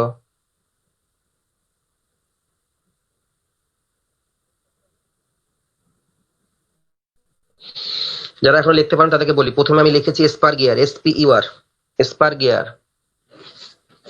2 নম্বরে বেভেল গিয়ার লিখেছি, BEVEL, বেভেল গিয়ার। 3 নম্বরে লিখেছি worm gear, WORM, worm gear. 4 নম্বরে লিখেছি ratchet and pawl gear. PAWL, ratchet হচ্ছে RATCHET, ratchet gear, ratchet and PAWL, pawl gear. 5 নম্বরে লিখেছি rack and pinion gear, RACK, rack and pinion, PINION, pinion gear. এবং 6 নম্বরে বলেছি ইসেন্ট্রিক গিয়ার। এই 6 ধরনের গিয়ারে আমাদের বিভিন্ন মেশিনের মধ্যে আছে। আমরা যে মেশিনগুলো পড়াবো এই ধরনের গিয়ার সিস্টেম আছে। গিয়ারও হচ্ছে পাওয়ার ট্রান্সমিটিং এলিমেন্টস। পুলি এবং বেল্ট অবশ্যই পুলি একটা পাওয়ার ট্রান্সমিটিং এলিমেন্টস। এটার অবশ্যই পুলি যদি পাওয়ার ট্রান্সমিট করতে হয় অবশ্যই বেল্টের দরকার পড়ে। বেল্ট ছাড়া পুলি কখনোই পাওয়ার ট্রান্সমিট করতে পারবে না। কিন্তু গিয়ার পাওয়ার ট্রান্সমিট করার জন্য কোনো ধরনের বেল্ট এরকম কোনো সিস্টেম লাগে না। দুইটা গিয়ার ইন্টারমেশিং এর মাধ্যমে একটা অপরটার সাথে লেগে থেকেই পাওয়ার ট্রান্সমিট করে। এইটা একটা গিয়ার,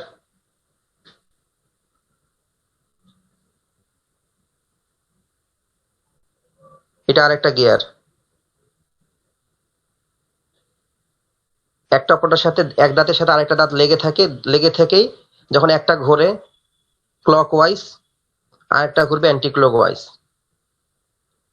এই যেটা আমি ড্র করছি সেক্ষেত্রে দুইটা গিয়ারের টিথ বা দাঁত একটা অপরটার সাথে ইন্টারমেশিং হয়ে পাওয়ার ট্রান্সমিট করে। গিয়ার পাওয়ার ট্রান্সমিট করে ইন্টারমেশিং এর মাধ্যমে, পুলি পাওয়ার ট্রান্সমিট করে বেল্টের সাহায্যে। ডিফারেন্সিয়েট যদি করতে বলি যে পুলি এবং গিয়ারের মধ্যে পার্থক্য করো, ডিফারেন্সিয়েট করো, সেক্ষেত্রে এই একটা মেজর বা বেসিক যে ডিফারেন্স সেটা আমাদের লিখতে হবে আর ফিগার ড্র করে দেখাতে হবে। আচ্ছা, গিয়ার আমরা আলোচনা শুরু করেছি গিয়ারের বিষয়ে। আচ্ছা, এর একটা বিষয় বলি, সেটা হচ্ছে পুলি যদি আমরা মানে হিসাব করব, তো আমরা তো বিভিন্ন ধরনের আরপিএম হিসাব করব। মোটরের আরপিএম মনে করো 600, রোটেশন পার মিনিট বা রেভলিউশন পার মিনিট আরপিএম, অর্থাৎ 1 মিনিটে মোটরের শ্যাফট 600 বার রোটেট করে। তো 1 মিনিটে 600 বার রোটেট করতেছে মোটরের শ্যাফট। আমি এই মোটরের 600 আরপিএম তে আমার মেশিনের সব জায়গায় দরকার পড়বে না, পড়বে? মেশিনের সব পার্টস কে তো আর 600 আরপিএম এ ঘোরানোর দরকার পড়বে না। অনেক পার্টস কে আছে, সেক্ষেত্রে আমার লাগবে 100 আরপিএম, 10 আরপিএম। মোটর কিন্তু সবসময় ইলেকট্রিক মোটরের কথা যদি বলে থাকি আমরা, যেখানে প্রোগ্রামেবল সার্ভো মোটর ইউজ করতেছি না, এই ধরনের কোনো মেশিন আমরা যদি বলি, মোটর ঘুরতেছে, ইলেকট্রিসিটি দেওয়ার সাথে কারেন্ট অন করার সাথে সাথে মোটরের শ্যাফট, যেহেতু এটা 600 আরপিএম এর মোটর, 1 মুহূর্তের মধ্যে 600 আরপিএম ধরে ঘোরা শুরু করে, অর্থাৎ 1 মিনিটে 600 বার ঘুরবে। এখন আমার মেশিনের অনেক পার্টস আছে, অনেক ধরনের শ্যাফট আছে, অনেক জায়গায় এই মোটরের রোটেশনাল মোশনটাকে নিয়ে যেতে হবে। সব জায়গায় তো আর আমার 600 আরপিএম লাগবে না, কোথাও কম লাগবে, বিভিন্ন রেশিওতে বিভিন্ন জায়গায় বিভিন্ন ধরনের আরপিএম লাগবে। এই বিভিন্ন ক্যালকুলেশনের জন্য আমরা তখন মোটরের সাথে যে পুলি লাগানো থাকে, পুলির ক্ষেত্রে যদি বলি, সেক্ষেত্রে আমরা মোটর পুলি, মেশিন পুলি, যে পুলি বলি না কেন তার ডায়া বের করবো। ডায়া, মোটর পুলি ডায়া এবং মেশিন পুলি ডায়া। আমরা সেক্ষেত্রে মোটর পুলির ডায়া হিসাব করবো, মেশিন পুলিরও ডায়া হিসাব করবো। পুলি মানে তার ডায়া হিসাব করতে হবে যে কোনো আরপিএম এর হিসাব করার সময়, আরো অন্যান্য ক্যালকুলেশন করার সময়। আর যদি গিয়ারের কথা বলি, গিয়ারে যেহেতু ডায়া হিসাব করতে হয় না, যেহেতু এখানে বেল্ট নাই এবং এখানে যে টিথ আছে, নাম্বার অফ টিথ বের করতে হয়। নাম্বার অফ টিথ, এই গিয়ারের নাম্বার অফ টিথ 36। আরেক গিয়ার, এই গিয়ারের মনে করো, আমি যে গিয়ার তোমরা স্ক্রিনে দেখতেছো, এই গিয়ারের টিথ মনে করো 36, এটা হচ্ছে 18। এটা 36, এটার 18। এইভাবে নাম্বার অফ টিথ 1 2 3 এভাবে গুনতে হয়। তাহলে গিয়ারের ক্ষেত্রে টিথ হিসাব করতে হয়, টিথ গুনতে হয়, নাম্বার অফ টিথ কত। আর পুলির ক্ষেত্রে ডায়া হিসাব করতে হয়, মোটর পুলি ডায়া কত, মেশিন পুলি ডায়া কত, হিসাবের সময় লাগবে। তাহলে গিয়ার এবং পুলির মধ্যে পার্থক্য যদি আমরা করতে চাই, 3টা পার্থক্য আমরা কিন্তু অলরেডি পেয়ে গেছি, এবং সেক্ষেত্রে আমরা যদি আরেকটা ফিগার ড্র করে দিই, 4টা পার্থক্য হয়ে যাবে। তো ডিফারেন্সিয়েট যদি করতে বলা হয় পুলি এবং গিয়ারের মধ্যে, আমরা ইজিলি পারবো আশা করি। আচ্ছা, আমরা এখন যাব স্পার গিয়ার সম্পর্কে আলোচনা করার জন্য। স্পার গিয়ার, আচ্ছা স্যার, পার্থক্য একটা হচ্ছে কি আরপিএম বের করতে ডায়া বের করতে হয় একটাতে, আরেকটা তো হচ্ছে নাম্বার অফ টিথ, আর একটাতে হচ্ছে কি বেল দিয়ে ট্রান্সফার করে, আর একটাতে টিথ দিয়ে। আরেকটা কি স্যার? টিথ দিয়ে না, টিথের ইন্টারমেশিং এর মাধ্যমে, ইন্টারমেশ, একটা পটার সাথে ইন্টারমেশিং এর মাধ্যমে পাওয়ার ট্রান্সমিট করে। একটা ফিগার ড্র করতে হবে, যে ফিগারের মাধ্যমে দেখাইতে হবে যে বেল্ট, যেমন যদি পুলির কথা বলি, এটা হচ্ছে মোটর পুলি লেট, আমি যদি এইভাবে ড্র করতে চাই, আর এটা হচ্ছে মেশিন পুলি।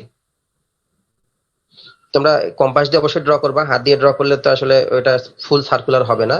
এখান থেকে বেল্ট এখানে, এখান থেকে বেল্ট এখানে, অবশ্যই ডিরেকশন দেখাইতে হবে। তুমি এরকম কিছু ড্র করলে তো হবে না, সেক্ষেত্রে ডিরেকশন, এটা যদি ক্লকওয়াইজ ঘোরে, এটা দিয়ে এই দিক থেকে বেল্টও ঘুরতে থাকবে কি বরাবর ক্লকওয়াইজ। তাই না, বোঝা গেল যে এটা আসলে তুমি কি ড্র করলা। এই জন্য এখানে ডিরেকশন গুলো ইম্পর্টেন্ট। গিয়ার পুলির যখন আমরা ফিগার ড্র করব, ডিরেকশন ইম্পর্টেন্ট। মানে যদি আমরা এরকম করে পাওয়ার ট্রান্সমিটিং এর কোনো কিছু দেখাই, যেমন এখানে মোটর পুলি থেকে মেশিন পুলি, আমি এখানে পাওয়ার ট্রান্সমিট হচ্ছে, তো সেক্ষেত্রে কোন দিকে যাচ্ছে, এটা যদি ক্লকওয়াইজ ঘোরে, তাহলে এই রোটেশনাল মোশনটা বেল্টের সাহায্যে এই মেশিন গুলোতে যে গেল, সেটা তো ক্লকওয়াইজ ঘুরবে।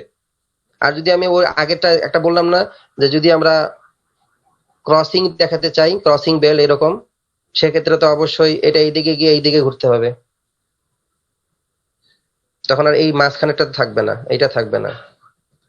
তো এই যে ডিরেকশন গুলো খুব ইম্পর্টেন্ট। হ্যাঁ, আমরা পুলি বেল্টের ডিরেকশন গুলো এরকম করে, আমরা যখন গিয়ারের ডিরেকশনও, গিয়ারও যখন ইন্টারমেশিং অবস্থায় দেখাবো, তখন ডিরেকশন দেখাবো। কারণ আমার এখানে আমি আরো যে আলোচনাগুলো করবো, সেখানে ডিরেকশন একটা important fact.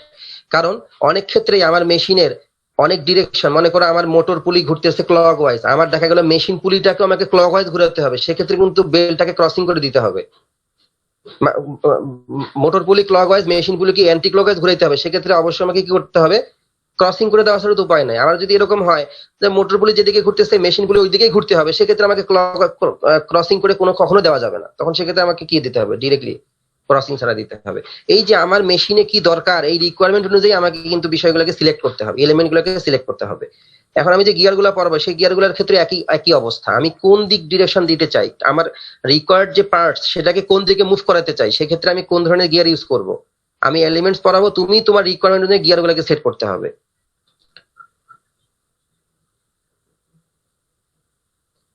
Spare gear, SPUR, spare গিয়ারের ক্ষেত্রে আমরা আমাদের যে, আমি আগে বললাম আমাদের যে লোগো, দুইটা লোগোর যে অংশ, এটা স্পার গিয়ারের একটা অংশ।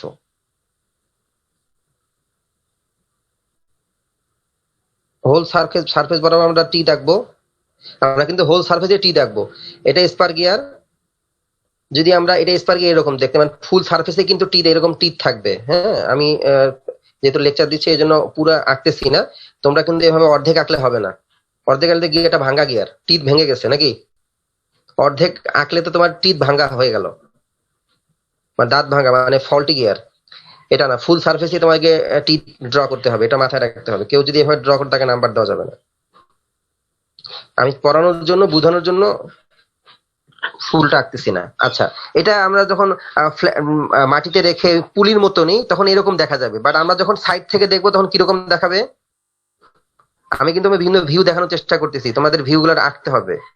যখন আমরা সাইড থেকে দেখবো, কিরকম দেখা যাবে, এটা দেখা যাবে মূলত কি, রেক্টেঙ্গেল শেপের দেখা যাবে, এবং অনেকগুলো দাঁত থাকবে, এই যে দাঁত বা টিথ থাকবে, ঠিক না। এবং এই যে মাঝখানে যে শ্যাফট, এই শ্যাফটটাকে যদি ড্র করতে চাই, এই যে মাঝখানে একটা শ্যাফট দিতে হবে। কেউ যদি এই মাঝখানে শ্যাফটটাকে উপরের দিকে দিতে দেয়, তাহলে হবে। অনেকেই ড্র করে, আগের ব্যাচেরও দেখছি আমি, এইখানে শ্যাফট দিয়ে দেয়, তাই তো হলো না। কারণ এই যে শ্যাফটটা মাঝখানে যে ছিদ্র, হোল, এটা তো একবারে মাঝখানেই আসছে নাকি, কনসেন্ট্রিক অবস্থায় আছে, একবারে কেন্দ্র বরাবর আছে হোলটা, যাকে কনসেন্ট্রিক বলা হয়, এক কেন্দ্রিক, কেন্দ্র বরাবর আছে। সেক্ষেত্রে আমরা যখন এই স্পার গিয়ার ড্র করব, সেক্ষেত্রে আমরা অবশ্যই এই শ্যাফট দেওয়ার সময় আমরা এই মাঝখান বরাবর দেবো। বুঝতে পারছো? This is spare gear. দুইটা গিয়ার যদি ইন্টারমেশিং অবস্থায় থাকে, সেটাকে আমরা কিভাবে ড্র করব, আমি আগে একবার দেখাইলাম, এখনো দেখাচ্ছি। এটা আমরা এই যে ইন্টারমেশিং অবস্থায় দেখাচ্ছি, এই যে ফুল সারফেস বরাবর দিয়ে দেব ইন্টারমেশিং অবস্থায়। এই যে এই পয়েন্টটাকে বলা হয় ইন্টারমেশিং পয়েন্ট। এই একটা দাঁতের, দুইটা দাঁতের মাঝখানে আরেকটা দাঁত ইন্টারমেশ অবস্থায় আছে। যখন এটা ঘুরতে থাকবে ক্লকওয়াইজ, তখন এটা অবশ্যই অ্যান্টি ক্লকওয়াইজ ঘুরবে। স্পার গিয়ারের ক্ষেত্রে এটা যদি এটা উপরেরটা যদি কোনো একটা সোর্স থেকে পাওয়ার পায়, রোটেশনাল মোশন পায়, সেটা যদি ক্লকওয়াইজ ঘোরে, ইন্টারমেশিং অবস্থায় যে আরেকটা আছে, আরেকটা যে গিয়ার আছে সেটা কি ঘুরবে? অবশ্যই অ্যান্টি ক্লকওয়াইজ ঘুরবে। তুমি ঘোরাও, একটু মনে মনে ঘোরাও, দেখো কিরকম হয়। আমরা আগে পড়তাম ডান হাতি স্ক্রু নিয়ম, বাম হাতি ফ্লেমিং এর বাম হস্ত নিয়ম। সেখানে তো আমরা দেখতাম যে স্ক্রু যদি ঘুরাইতে থাকি কোন দিকে যায়। অনুরূপ ভাবে তুমি এটা দেখো, যদি ক্লকওয়াইজ ঘোরাও, এই নিচের যে গিয়ারটা সেটা অ্যান্টি ক্লকওয়াইজ ঘুরবে, অবশ্যই ঘুরবে, সেটা ক্লকওয়াইজ ঘোরার কোনো চান্স নাই। এবং উপরের যেটা, যেহেতু উপরের গিয়ারটা যেহেতু নিচের গিয়ারটাকে ঘোরাচ্ছে, দ্যাটস ওয়াই এই উপরের গিয়ারটাকে বলতেছি ড্রাইভার আর নিচেরটাকে ড্রিভেন। উপরের গিয়ারটা ড্রাইভার গিয়ার, নিচেরটা ড্রিভেন। অনুরূপভাবে যে মোটর পুলিটা ড্রাইভার, মোটর পুলি যেহেতু মেশিন পুলিকে ঘোরাচ্ছে, দ্যাটস ওয়াই মেশিন পুলিটা ড্রিভেন। এই যে ড্রাইভার ড্রিভেন চলে আসলো, ক্যালকুলেশনের সময় লাগবে আমার এটা। তাহলে আমরা মোটর পুলি উপরের গিয়ারটা নিচের গিয়ারটাকে ঘোরাচ্ছে, এইখানে যেটা দেখতেছি আমরা, সেক্ষেত্রে অবশ্যই মোটর উপরের পুলিটা ড্রাইভার, নিচের পুলিটা ড্রিভেন। এবং সেক্ষেত্রে ইন্টারমেশিং অবস্থায় ঘুরতে থাকবে। এবং একটা যদি এখানে আমরা দেখতেছি একটা যদি ক্লকওয়াইজ ঘুরে, আর এক নিচেরটা অবশ্যই অ্যান্টি ক্লকওয়াইজ ঘুরবে। ঠিক আছে না? আচ্ছা, এই যে আমরা এখানে দেখাইলাম, এটাকে যদি সাইড থেকে দেখি কিরকম দেখা যাবে? সাইড থেকে যদি দেখতে চাই কিরকম দেখা যাবে? সাইড থেকে দেখতে চাই,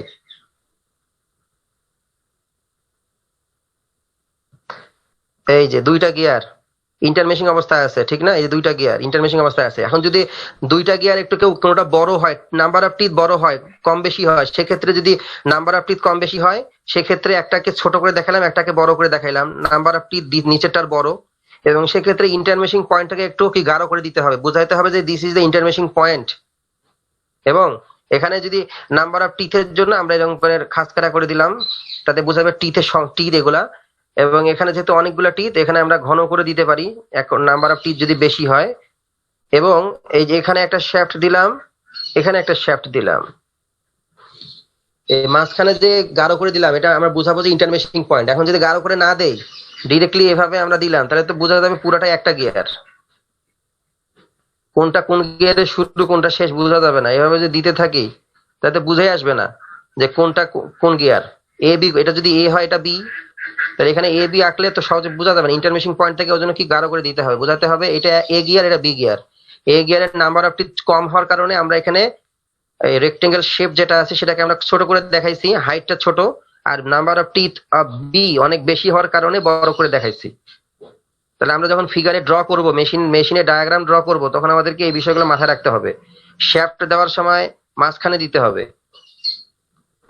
এই কনসিডারেশন গুলো করেই আমাদের মেশিনের বিভিন্ন ফিগার, গিয়ারিং ডায়াগ্রাম, পাওয়ার ট্রান্সমিটিং ডায়াগ্রাম ড্র করতে হবে।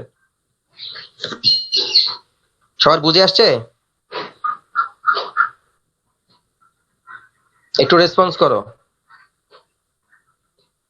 কারো কোনো কোয়েশ্চেন থাকলে বলো।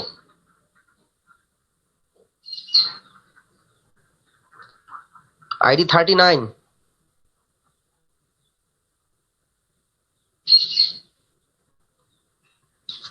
কারো কোনো কোয়েশ্চেন নাই?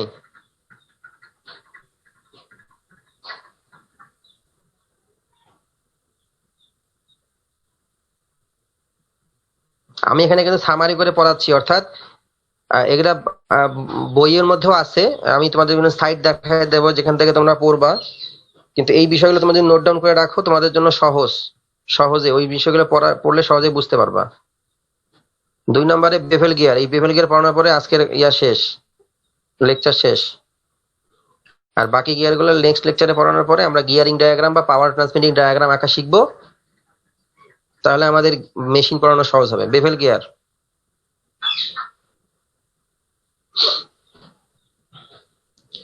বেভেল গিয়ার হচ্ছে 90 ডিগ্রি অ্যাঙ্গেলে পাওয়ার ট্রান্সমিট করার জন্য। 90 ডিগ্রি অ্যাঙ্গেলে ধরো এখানে একটা শ্যাফট ঘুরতেছে, অথবা মোটরের সাহায্যে, এটা মোটর পুলি, মেশিন পুলির সাথে যে শ্যাফট আছে সেটা ঘুরতেছে এইভাবে। আমি এখান থেকে কি করতে চাই, এই শ্যাফটটার সাথে একটা 90 ডিগ্রি অ্যাঙ্গেলে উপরের দিকে কোন একটা শ্যাফটকে ঘোরাতে চাই, কোন একটা শ্যাফটকে উপরের দিকে। অর্থাৎ এই শ্যাফট থেকে এই শ্যাফটটাতে ঘুরতেছে হরাইজন্টাল ডিরেকশন বরাবর। এর রোটেশনাল মোশনটাকে আমি ভার্টিক্যাল ডিরেকশন বরাবর নিয়ে যেতে চাই, ভার্টিক্যালে নিয়ে যেতে চাই, লম্বা নিয়ে যেতে চাই, ভার্টিক্যালে নিয়ে যেতে চাই। অর্থাৎ হরাইজন্টাল ডিরেকশনে যে শ্যাফট ঘুরতেছে সেটার রোটেশনাল মোশনটাকে আমি ভার্টিক্যাল ডিরেকশনে নিয়ে যেতে চাই, সেক্ষেত্রে আমাকে একটা গিয়ার ইউজ করতে হবে, অথবা সেটাকে বলতেছি আমরা বেভেল গিয়ার।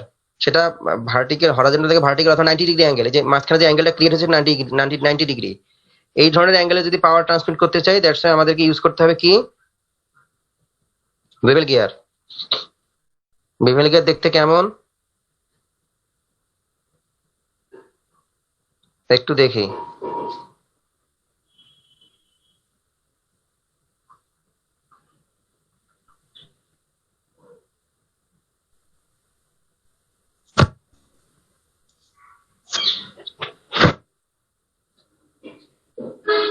কেউ কিছু বলবা?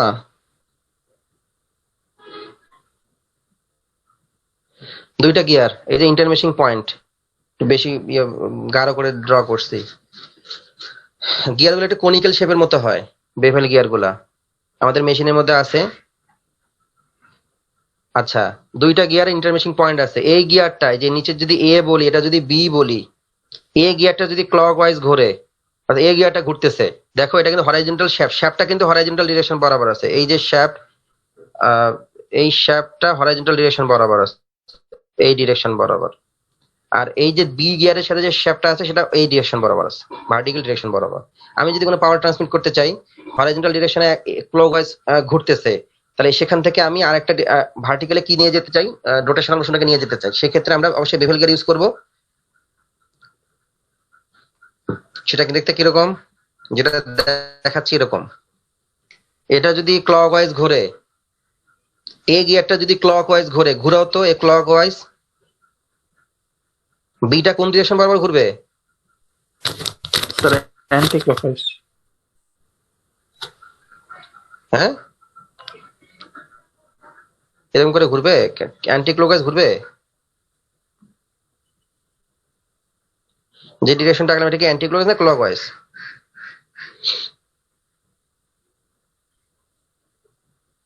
একটু বলো, আমার সাথে শেয়ার করো, এটা বুঝতে হবে তো, মানে তুমি আঁকানোর সময় তো অন্য ডিরেকশন দিয়ে দিবা।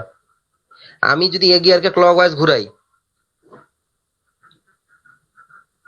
বি গিয়ারটা ক্লকওয়াইজ ঘুরবে না অ্যান্টি ক্লকওয়াইজ ঘুরবে?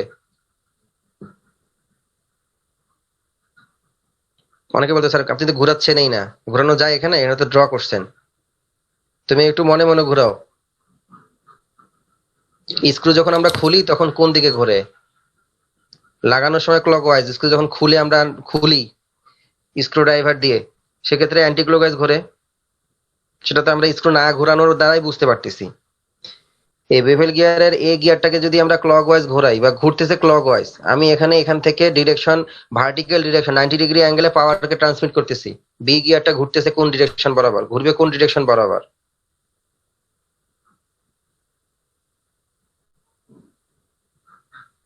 একজন বলছে অ্যান্টি ক্লকওয়াইজ, সবাই কি এগ্রি এখানে?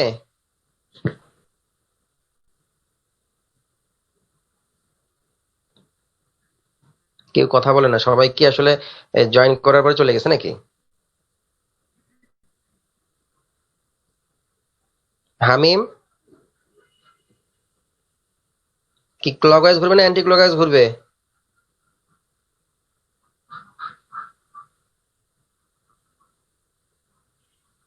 কেউ কোনো কথা বলে না কেন? হ্যালো, আসো সবাই। স্যার স্ক্রু তো স্যার টাইট দেওয়ার সময় স্যার ক্লকওয়াইজ ঘুরে, খোলার সময় অ্যান্টি ক্লকওয়াইজ ঘুরে আর কি। হ্যাঁ, এটা কি তুমি স্ক্রু ঘুরানোর কারণে এখন থেকে ঘুরাচ্ছ নাকি এমনি তুমি বুঝতেছো? তুমি তো না ঘুরাচ্ছ স্যার, না ঘুরানো কিন্তু। ছাড়াই বুঝছি তো, মানে এখন এইটা কি হচ্ছে, এ এবং বি এর ডিরেকশনটা কি হবে? একজন বলছে অ্যান্টি ক্লকওয়াইজ। স্যার আমরা যেই সারফেস থেকে দেখতেছি এই সারফেস থেকে তো হচ্ছে এটা ক্লকওয়াইজ হচ্ছে। দুইটাই ক্লকওয়াইজ। হ্যাঁ, আর সেটা মানে এ যদি ক্লকওয়াইজ ঘোরে, বিটা কি হবে? ক্লকওয়াইজ। ক্লকওয়াইজ ঘুরলে না স্যার, তখন এরা তো স্যার পরস্পর টাচ খাই আছে না, তাইলে অ্যান্টি ক্লকওয়াইজ ঘুরবে। কারণ যে কোনো সার্কুলার সারফেস তো স্যার একটা মানে দুইটা যদি টাচ খাই থাকে, তাহলে ওরা একটা যেদিকে ঘুরে অপরটা তার বিপরীতে ঘুরে, এরকম। তাইলে যদি ক্লকওয়াইজ ঘুরে তাহলে বি অবশ্যই অ্যান্টি ক্লকওয়াইজ ঘুরতে হবে। এর সাথে কে এগ্রি করতেছো? ওটা তো আমি স্পার গিয়ারের ক্ষেত্রে বলছি। তাহলে স্যার এরা লাগিয়েছে কেমন এটা বুঝতেছি না আসলে। যদি হচ্ছে আচ্ছা, থামো। সার্কুলার লাগিয়ে থাকে তাহলে হচ্ছে হ্যাঁ, বিপরীত সেটা তো দিকে হওয়া বলতে উচিত। হবে, সেটা তো বলতে হবে, একটু বুঝে স্টুডি স্যার এই যে স্টুডির কারণে স্যার বোঝা যাচ্ছে না স্যার। স্টুডির সামনে বোঝা যাচ্ছে না। এই থামো, কারণে থামো, স্যার থামো। জিনিসটা বুঝতে পারতেছি না, থামো। দেখে মনে হচ্ছে যেন সার্কুলার সারফেস যেমন কাজ করে ভাবে। আচ্ছা, সেটা তো বলতে হবে, এতক্ষণ পরে আমি তো চাচ্ছি যে তোমরা বলো।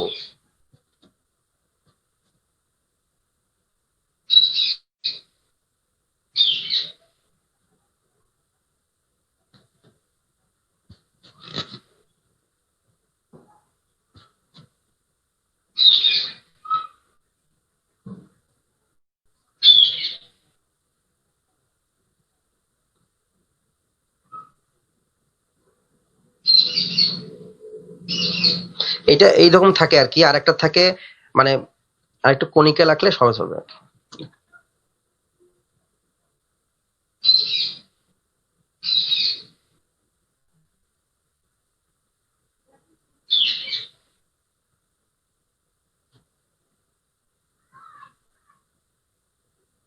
গিয়ারটা এরকম থাকে, সার্কুলারে কিন্তু কনিক্যাল শেপের থাকে।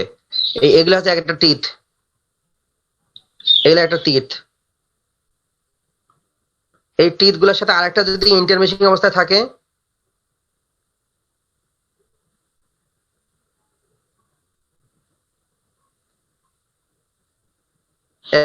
এখন বলো, এ তো ঘুরতে থাকবে। তাইলেও তো স্যার একটা অ্যান্টি ক্লকওয়াইজ ঘুরলে আর একটা ক্লকওয়াইজ ঘুরতে হবে। মানে ডিরেকশনটাকে এইভাবে, এটা যদি এইভাবে ঘুরে তাহলে এটা কি এইভাবে ঘুরবে? এটা যদি স্যার আসলে আপনার চিত্র থেকে তো কিছু বুঝতেছি না, কিন্তু স্যার যদি মানে আমরা কনিক্যাল শেপটার থেকে দেখি, এই মানে সামনে দিক থেকে দেখি, তাহলে হচ্ছে যে দুই সাইডের এই তো হচ্ছে দুইটারে যদি সামনের দিক থেকে দেখি, একটা হচ্ছে ক্লকওয়াইজ ঘুরলো, অপরটা অ্যান্টি ক্লকওয়াইজ স্টাইলে ঘুরতে হবে ভাবে, মানে যদি ঘুরাই ঘুরাই দেখি দুইটারে। আর কেউ কোনো কিছু বলবা?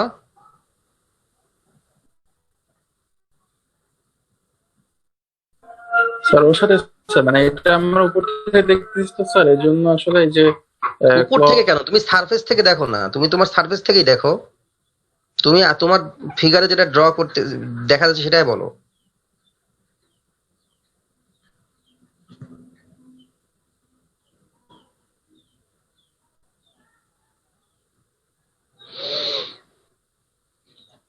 আচ্ছা, এটা একটু তোমরা এখানে আমি যেটা ড্র করতেছি তোমরা তো সেটাই হুবহু দেখতেছো। এটা তো মিরর হওয়ার কথা না যে আমি আয়নার সামনে যেরকম ডান হাত দেখলে বাম হাত, ব্যাপারটা তো এরকম না। তো তোমাদের এটা বুঝতে কেন কষ্ট হচ্ছে বুঝতেছি না আমি। আগেও তো এভাবেই হ্যাঁ বলো। স্যার আসলে স্যার বুঝছি, এখন স্যার অ্যানোটেট করা গেলে আপনারা মানে একটু দেখাইতে পারতাম আর কি কিভাবে বুঝছি। অ্যানোটেশন দিচ্ছি আমি।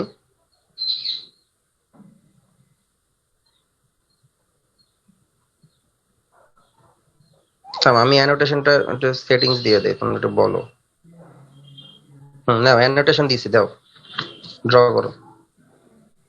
তাহলে স্যার এটা যদি নিচের থেকে রাইট সাইড থেকে উঠে উপর দিকে ঘুরে এই পাশে আসে, ঠিক না same তুমি ওইভাবে ভাবে- দেখাবে না তো। শোনো শোনো আমার কথা, রাইট সাইড থেকে এটা পুরোটাই ঘুরবে না, এটা ঘুরতে থাকবে। এই শ্যাফটকে কেন্দ্র করে সেটা ঘুরতে থাকবে, এই শ্যাফটকে কেন্দ্র করে সেটা ঘুরতে থাকবে। জি স্যার। হ্যাঁ, তা আমি বলতেছি, আমি একটু বলি, এই যে আমি যে ডিরেকশনে দেখাচ্ছি যদি এইভাবে ঘোরে, এটা যদি এইভাবে ঘোরে, বিটা কোন দিকে ঘুরবে? তুমি সার্কুলার অ্যান্টি ক্লকওয়াইজ বলতে গেলে তোমাকে সার্কুলার দিয়ে আমি যেভাবে ড্র করতেছি এইভাবে তোমাকে ড্র করে দেখাইতে হবে, তাহলে তুমি সহজে আচ্ছা স্যার, বুঝতে পারবে। তাহলে স্যার হ্যাঁ আমি এখন এই সাইড থেকে এদের সারফেসটা আঁকি দেখাচ্ছি, তারপর বলতেছি আপনাকে, মানে এই পাশ বলো। থেকে আমি হ্যাঁ সারফেসটা বলো, হ্যাঁ বলো, এই সবাই দেখো এখানে বলো। এটা এরকম, তারপর এটা অনেকটা এরকম থাকবে আর কি, মানে যদিও একটু অ্যাঙ্গেল করে থাকবে 90 ডিগ্রিতে, বাট আমি 180 ডিগ্রি হয়ে গেছে আর কি এই জায়গাটা। না তুমি এখানে এইভাবে আঁকতে পারবা না, স্পার গিয়ারের মতো করে তোমার আঁকলে হবে না। স্পার গিয়ারে তো অবশ্যই একটা ক্লকওয়াইজ একটা অ্যান্টি ক্লকওয়াইজ ঘুরবে, আমি তো আগেরটাতে এখানে ডেসক্রাইব করলাম। এখন স্যার স্পার গিয়ারের ক্ষেত্রে একটা অপারেশন ইন্টারমেশ থাকলে এটা যদি ক্লকওয়াইজ ঘোরে, এটা তো অবশ্যই অ্যান্টি ক্লকওয়াইজ ঘুরবে। আমি তো স্পার গিয়ারে বলছি এখন স্যার 90 ডিগ্রি তো স্পার আর গিয়ারের আঁকি দেখাতে পারতেছি না এভাবে। কেন পারবা না তুমি আঁকি দেখাতে পারবে? আমি তো আঁকছি। স্পার গিয়ারের ক্ষেত্রে ওটা তো ফ্ল্যাট গিয়ারের মতো, অর্থাৎ এটা যেমন কনিক্যাল শেপের, ওইটা তো আর স্পার গিয়ার তো কনিক্যাল শেপের না। সেটা হচ্ছে একটা যদি ক্লকওয়াইজ ঘুরে একটা অ্যান্টি ক্লকওয়াইজ ঘুরবে, আমি তো ওখানে দেখাই দিলাম টিথের ডিরেকশন অনুযায়ী। এইটা অনুযায়ী একটা যদি ক্লকওয়াইজ ঘুরে আর একটাও ক্লকওয়াইজ ঘুরবে। এইটা বুঝতে বলতেছি আমি। এটা যদি একটা ক্লকওয়াইজ ঘোরে, আমি যেটা ড্র করেছি, এই যে ক্লকওয়াইজ দেখাচ্ছি, এটাও তো ক্লকওয়াইজ।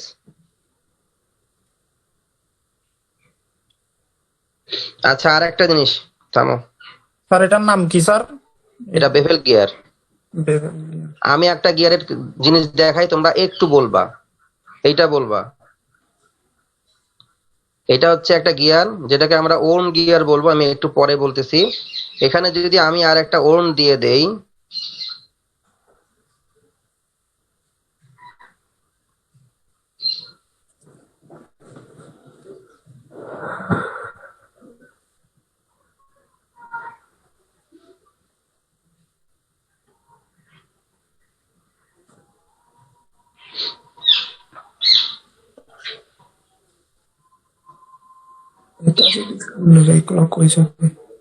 এটা যত সামনে যাবে এটা পিছনে আসবে। কেউ কিছু বললে আমাকে বলো।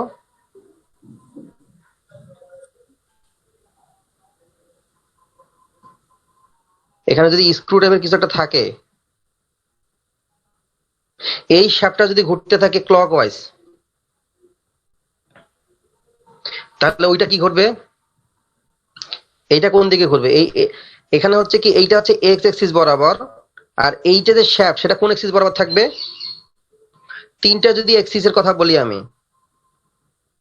আগের যে বেভেল গিয়ার দেখালাম, সেখানে হচ্ছে কি একটা এক্স হলে একটা ওয়াই, আর জেডটা কি হবে? জেডটা হবে আমার যে মোবাইল সারফেস বরাবর লম্ব বরাবর, ঠিক না?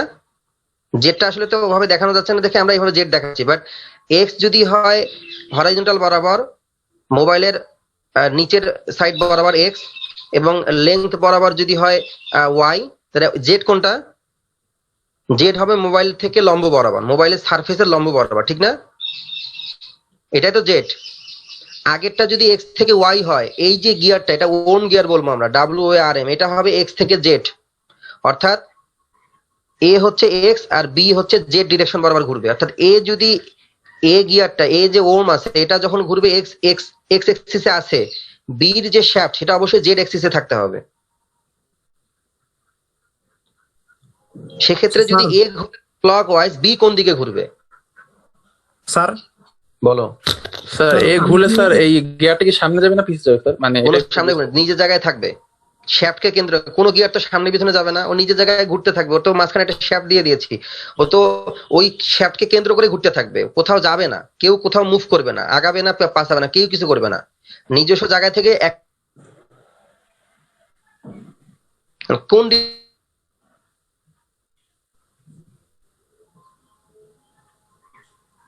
স্যার বলো। স্যার আমি কি স্যার একটা জিনিস একটু দেখাইতে পারি শেয়ার করে? হ্যাঁ অবশ্যই দেখো, অ্যানোটেশন করে দিয়েছি।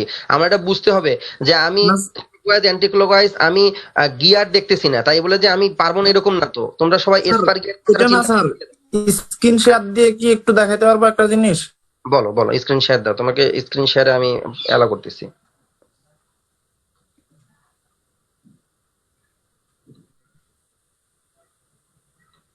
এখানে তুমি স্ক্রিন শেয়ার করতে পারবে, এখানে যে সেটিংসে এখানে কোনো বাধা দেখতেছি না। নতুন করে আপডেট করছে জুম, তো বলো, দেখাও। না স্যার, আমি ওই ওই একজন আপনি অনলি ওয়ান করে রাখছেন মনে হয়, ওটার জন্য স্যার এখানে বলতেছে while the other participant is sharing, এরকম বলতেছে, মানে আমি স্টার্ট করতে পারবো না। আচ্ছা ঠিক আছে, তাহলে আমি এখানে শেয়ারটাকে বাদ দিয়ে দিচ্ছি। হ্যাঁ নাও, বুঝতে পাইছি। এখন দাও। হ্যাঁ সবাই একটু দেখো।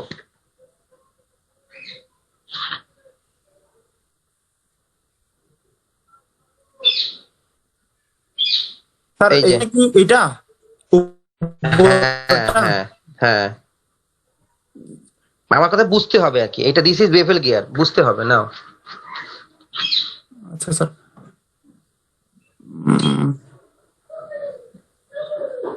সরি। বাকিরা কি দেখতেছো? তাহলে স্যার এইটার বাকিরা তো কোন ধরনের ইয়া করে না। এটার রোটেশনটা হচ্ছে এভাবে। হুম, বাকিরা কি দেখতেছো? জি স্যার। এটাকে ড্র করো তো। এই যে নিচে, তুমি আরেকটু নিচে যাও, নিচে যাও। এই তুমি যে দেখাচ্ছ, তুমি একটু নিচে যাও তো, স্ক্রল করে। আচ্ছা স্যার, একটু নিচে যাও, স্ক্রল করো। এই যে এই অংশটা, এইটা এইটা এইটা এইটা, এই যে আমি অ্যানোটেশনটা দেখি, তুমি অ্যানোটেশন দিছো? এই যে গিয়ার অ্যানিমেটেড, হ্যাঁ গিয়ার অ্যানিমেটেড এটা সবুজ আর হ্যাঁ। আরেকটা ধূসর কালার, এটা হ্যাঁ হ্যাঁ হ্যাঁ হ্যাঁ হ্যাঁ ওইটা ওপেন করো। এই তো স্যার। হ্যাঁ নিচেরটা যদি ঘোরে, নিচেরটা, এবং আমাদের সবাইকে বুঝতে হবে কিন্তু ব্যাপারটা, ঠিক আছে? ক্লকওয়াইজ অ্যান্টি ক্লকওয়াইজ, আমার কথা হচ্ছে যেটা ক্লকওয়াইজ অ্যান্টি ক্লকওয়াইজ এটা বুঝলেই আমার কোনো সমস্যা নাই। এই গিয়ারটা অনেক ক্ষেত্রে লাগবে। এই যে ইন্টারমেশিং পয়েন্টটা দেখছো তোমরা, কনিক্যাল শেপের গিয়ার বলছে এই কারণে, এটা কিন্তু এসপার গিয়ারের মতো না। আমরা একটু দেখে আমরা বুঝতে পারলে এনাফ, আর কিছু লাগবে না। ড্র করার সময় ডিরেকশন অবশ্যই দিতে হবে, সেটা ক্লকওয়াইজ অ্যান্টি ক্লকওয়াইজ তুমি তোমার মতো করে ঘোরাও। এখন যে ঘুরতেছে দেখতেছো, স্যার এখন কি স্যার জিনিসটা এরকম না স্যার? হ্যাঁ তুমি যদি এই নিচেরটাকে এ ধরো উপরটাকে বি ধরো, সেক্ষেত্রে এখন বলো। আচ্ছা স্যার একটু, তাহলে স্যার এটা হচ্ছে যে অনেকটা এভাবে ঘুরতেছে। কোনটা এভাবে ঘুরতেছে? না তুমি ঘুরাও, হ্যাঁ না তুমি কিন্তু ঘুরাচ্ছ না, এখন ঘুরতেছে তোমার ডিরেকশন বরাবর, কিন্তু হ্যাঁ হ্যাঁ হ্যাঁ সবসময় ঘুরাও। তারপর স্যার তো সবুজটা এদিকে না হচ্ছে যে ধূসরটা এদিকে ঘুরতে, এই ডিরেকশনে ঘুরতেছে। হ্যাঁ ঠিক আছে না স্যার? না তুমি এক ডিরেকশনে সবসময় ঘুরাও। তুমি কি ঘুরাচ্ছ নাকি ওটা অটোমেটিক্যালি ওখানে অ্যানিমেশনে ঘুরতেছে? স্যার স্যার আমি আরে? তীর চিহ্ন দিয়ে দেখাই দিছি যে জিনিসটা, ওই যে হ্যাঁ। নীল কালার দিয়ে দেখাই দিছি। হ্যাঁ হ্যাঁ স্যার এই যে ব্যাপারটা হচ্ছে অনেকটা এরকম, এটা যদি এদিকে ঘুরে, হ্যাঁ হ্যাঁ হ্যাঁ এটা এদিকে ঘুরতেছে তো, আর এটা ঘুরতেছে এদিকে আর কি। হ্যাঁ তাহলে কি হলো, একটা ক্লকওয়াইজ ঘুরলে আর একটা অ্যান্টি ক্লকওয়াইজ হচ্ছে না স্যার? হ্যাঁ এখন সবাই বুঝছো?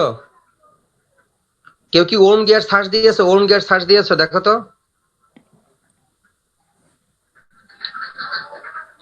কারো কোনো কোশ্চেন আছে এখানে? ও যে দেখাচ্ছে এটা আমরা অনেক ধরনের অ্যানিমেশন পাবো, কোনো সমস্যা নাই। কারো কোনো কোশ্চেন আছে?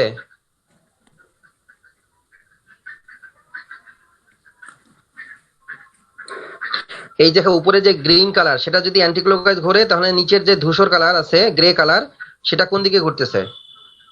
ক্লকওয়াইজ। হুম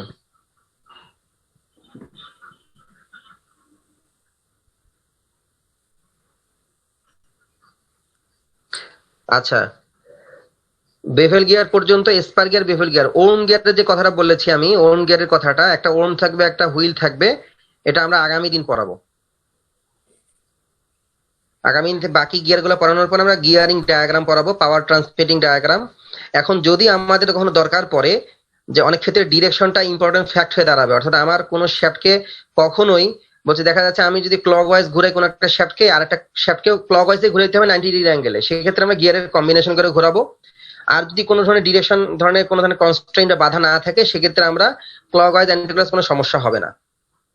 তাহলে আমরা গিয়ারের ক্ষেত্রে যেটা দেখলাম, স্পার গিয়ার এবং বেভেল গিয়ার, এই দুইটা গিয়ার আমরা আমাদের যে স্কেমেটিক ড্র করতে হবে অনেক ক্ষেত্রে গিয়ারিং ডায়াগ্রামের সময়, সেটা আমাদের ড্র করা শিখতে হবে।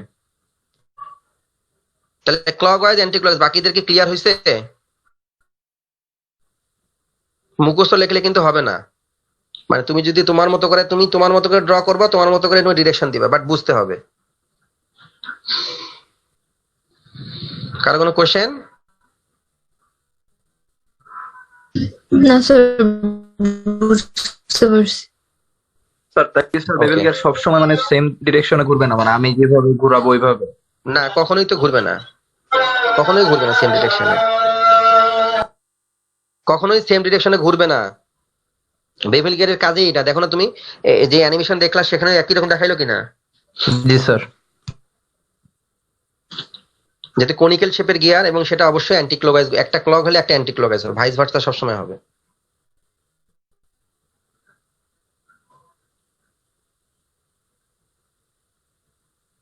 তো ঠিক আছে, ইনশাল্লাহ আমরা যখন ওর্ম গিয়ার দেখবো যে যে ডিরেকশনে যেটা ঘুরতেছে ওই ডিরেকশনে একই, মানে ওর্ম গিয়ারের ক্ষেত্রে ওই ওর্ম যে ডিরেকশনে ঘুরে, ওর্ম হুইলটা একই ডিরেকশনে ঘুরবে।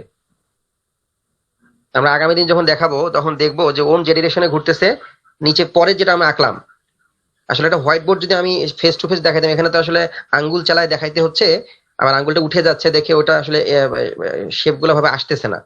তো যদি এটা ফেস টু ফেস হতো, আমি যেটা সাধারণত করি সবসময়, সেক্ষেত্রে কোনো প্রবলেম হয় না এখন পর্যন্ত। তো সমস্যা নাই, আমরা অ্যানিমেশন দিয়ে দেখানোর চেষ্টা করব ওম অ্যান্ড ওম গিয়ার। তো ঠিক আছে, সবাইকে ধন্যবাদ।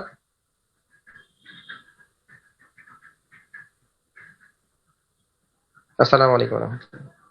আসসালামু আলাইকুম স্যার। ওয়া আলাইকুম আসসালাম। আসসালামু আলাইকুম। ওয়া আলাইকুম আসসালাম।